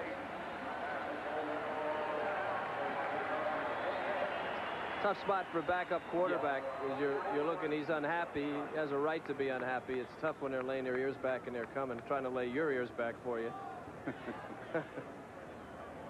Yeah, he says they're far enough back already, thanks. Yeah, he's puts the headsets on. I don't know why. Jerry Godowski, the third Nebraska quarterback to play, is in there right now. As Joseph got his series. Godowski on the option, and he trips over the foot of Lewis, his fullback who was blocking for him, and tripped him up. Our presentation of CFA football continues next Saturday night when the Stanford Cardinal goes to South Bend to take on Notre Dame. Kevin, Chris Fowler, and I will be there for all the action. That starts at 7 o'clock Eastern. Fighting Irish still undefeated.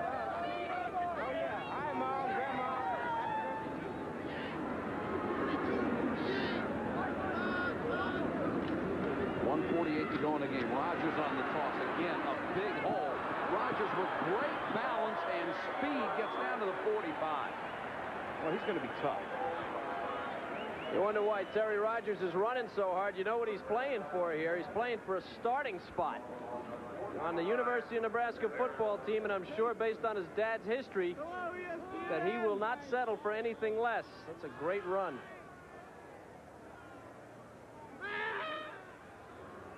Rogers now 109 coming into this game. No back had over 100 yards. Tonight they've had 2. Flowers down to the 37-yard line. Let's go down to the sideline and Chris Fowler. Okay, Mike, our weekly Banged Up Helmet Award goes to Nebraska center Jake Young. Let's see, we've got both Sun Devil colors represented on the helmet here. A lot of deep gouges, and as I spin it around, a little blood just above the ear hole. All in a night's work, Mike. All right, Chris, is that yours? Yeah, I'd like to see his fingers with all the grabbing he was doing in the first quarter. I misspoke. Nebraska has had 300-yard rushers tonight because Taylor got his 100.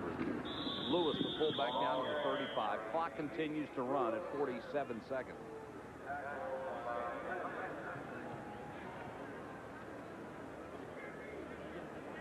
And of those 3 100-yard backs, our Casio player of the game is Ken Clark of Nebraska, averaged almost 6 yards a carry, 119 yards on 21 rushes. Coleman into the ball game for the first time as the I-back. And Coleman down to the 26. You know, when you watch a film, when you're coaching and you go to a film, you go right to the end of the film. Go to the last part of the game, see who's still playing under these conditions defensively, and move them up on the depth chart. Guy who's been in the game, who's still pounding it. 411 yards rushing for Nebraska tonight, and they finally wore down Arizona State. Dunlap in at quarterback on the option. And got down to the 17-yard line. They said he was out of bounds and stopped the clock with 1 second left. The Nebraska team is on the field, and the officials are going to wave them back. Tom Osborne is walking out there saying, hey, let's get out of here. Come on. It is win number 150 in Tom Osborne's brilliant career.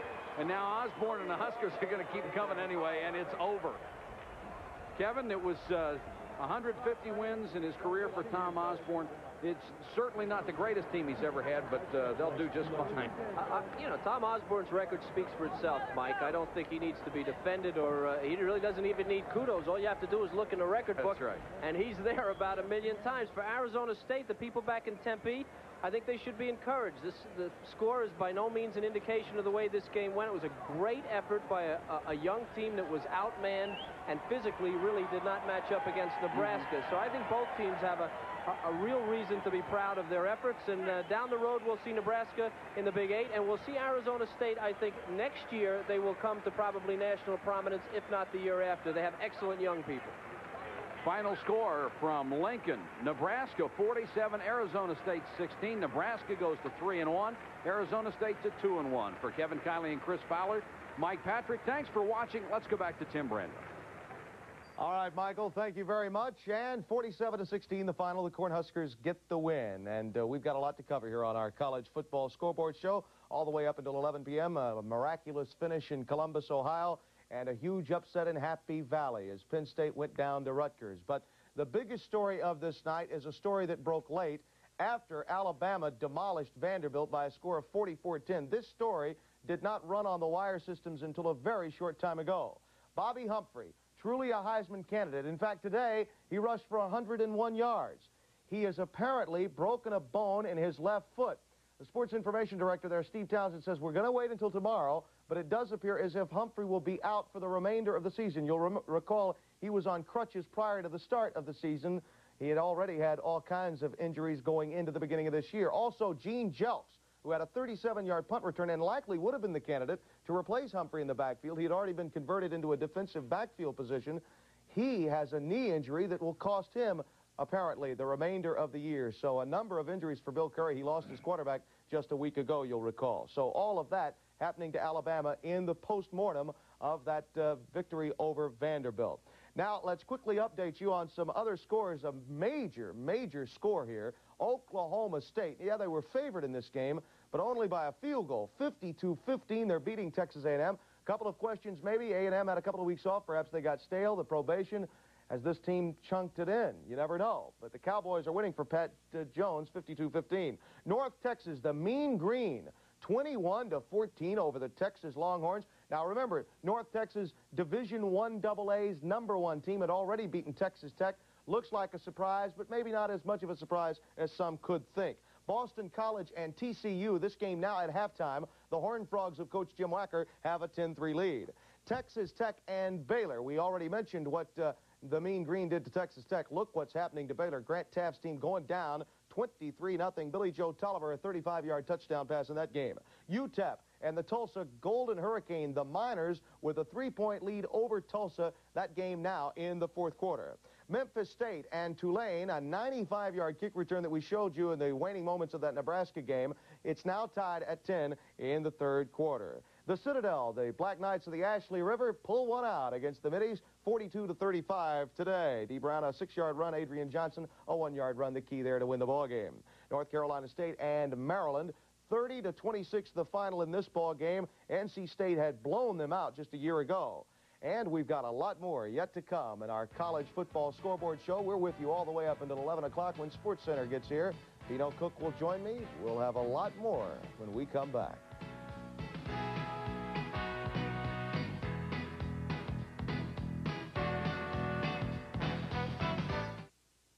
Imagine you were a car. What would you be? You'd be a sports car. You'd be quick, agile. You'd be turbocharged. And of course, you'd be a Porsche. See your local authorized Porsche dealer.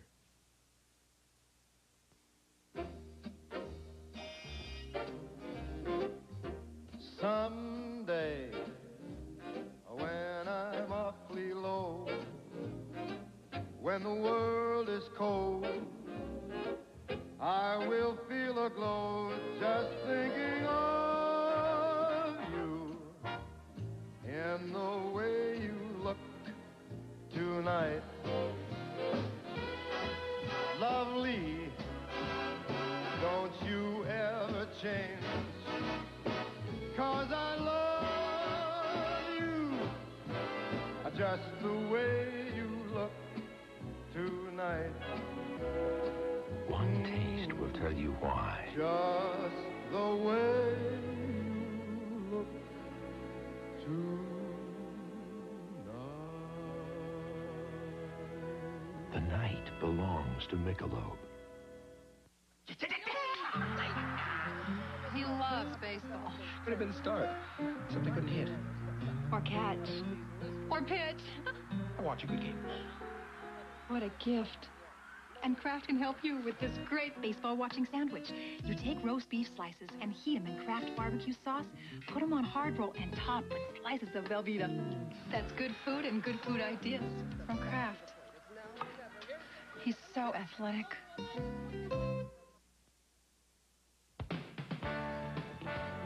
College Football Scoreboard is being brought to you by your local authorized Porsche dealer. Tim Brando back with our College Football Scoreboard show. After our CFA doubleheader today, we know you enjoyed it. Thanks for staying with us, and stay with us a little longer. We're going to bring you up to date with everything else that's been going on today. LSU and Ohio State. Well, the Big Ten's been taking it on the chin. We're partially responsible, but they deserved it. They were 7-15 as a conference coming in. LSU representing the powerful SEC, and you figured this could be Ohio State's chance to give the Big Ten something to crow about. It happened early. Look at this. Vince Clark blocking the punt of Rene Bourgeois. Michael McRae picks it up, runs for a score. 14-3 Buckeyes. But then Tommy Hudson went to work for LSU. He's just a junior. He'll be a fifth-year senior next year. And watch this move right here by Tony Moss. That cut the Buckeye lead to 14-10. Hudson rallied the Tigers to 26-20 in the fourth, looking for Moss again. It's tipped high into the air. Alvin Lee pulls it down. And at that point, it was 33-20 with just 4 minutes left. Looks like the Bayou Bengals are going to cruise. But watch out. Carlos Snow, loose on the turf, and it was 33-27. They got 2 off a safety that LSU took off a punt, and that won it. Bobby Allen, 20-yard reception with 44 seconds left from Greg Fry, and a huge win for the Buckeyes, who were buried just a week ago by the Pitt Panthers. They come from behind to do it. 36-33. Our congratulations to John Cooper, and I'm sure the Big Ten would like to congratulate him as well on a huge win. Now, Rutgers and Penn State. Folks, this is the upset of the day. It had been since 1918 that the Scarlet Knights had beaten Penn State. They had lost 15 of their last 16 meetings, 15 in a row at Happy Valley. Third quarter, they're getting it done on the ground. Mike Body up the middle to make it 14-10 Rutgers.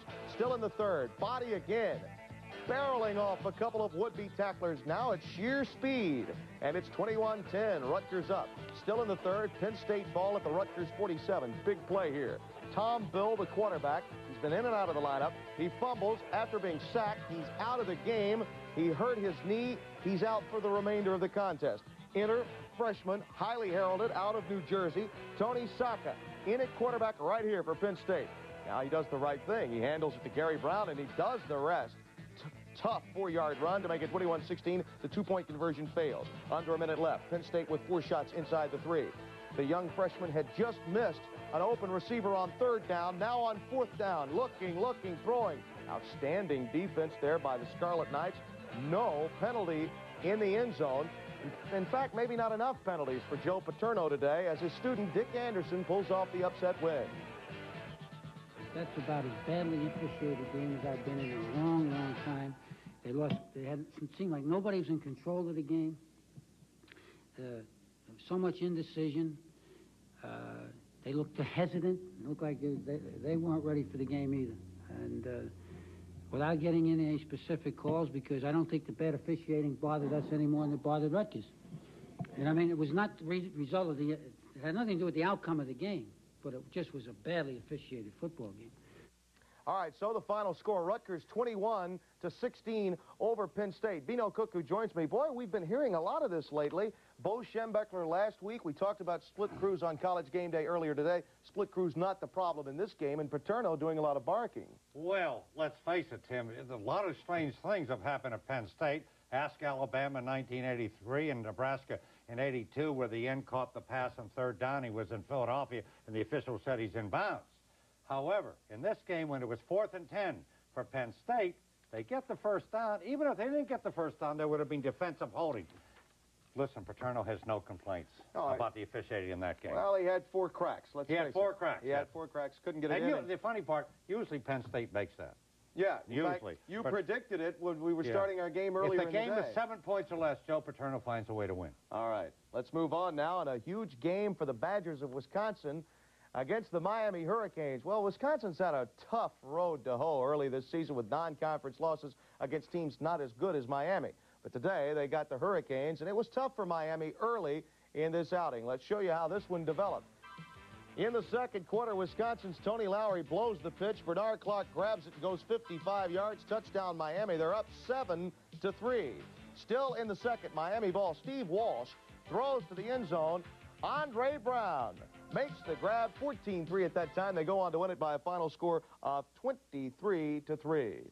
Let's move on in college football. Other scores that we need to bring you up to date on. And Oklahoma and USC coming in had to be the intersectional game of the day. Barry Switzer's had a lot of bad luck against the Trojans. 0-2-1 coming in, over 86,000 on hand. No score in the first quarter. Hot Rod Pete, a Heisman candidate, hands it to Aaron Emanuel, and he scores from 5 yards out. The scoring plays were coming on the ground, and great defense all day for USC. Here, Holloway on the option gets hit by, and look at that. The ball's loose. Don Gibson comes up with the recovery. 1 of 6 turnovers on the day for Oklahoma. Next play for USC, Emanuel, again from 6 yards out. His second touchdown of the game. It was 17-0 Trojans. Jamel Holloway got benched in the fourth. He wasn't very effective. Neither was Charles Thompson. Here he gets picked off by Chris Hale. And number 2 is loose.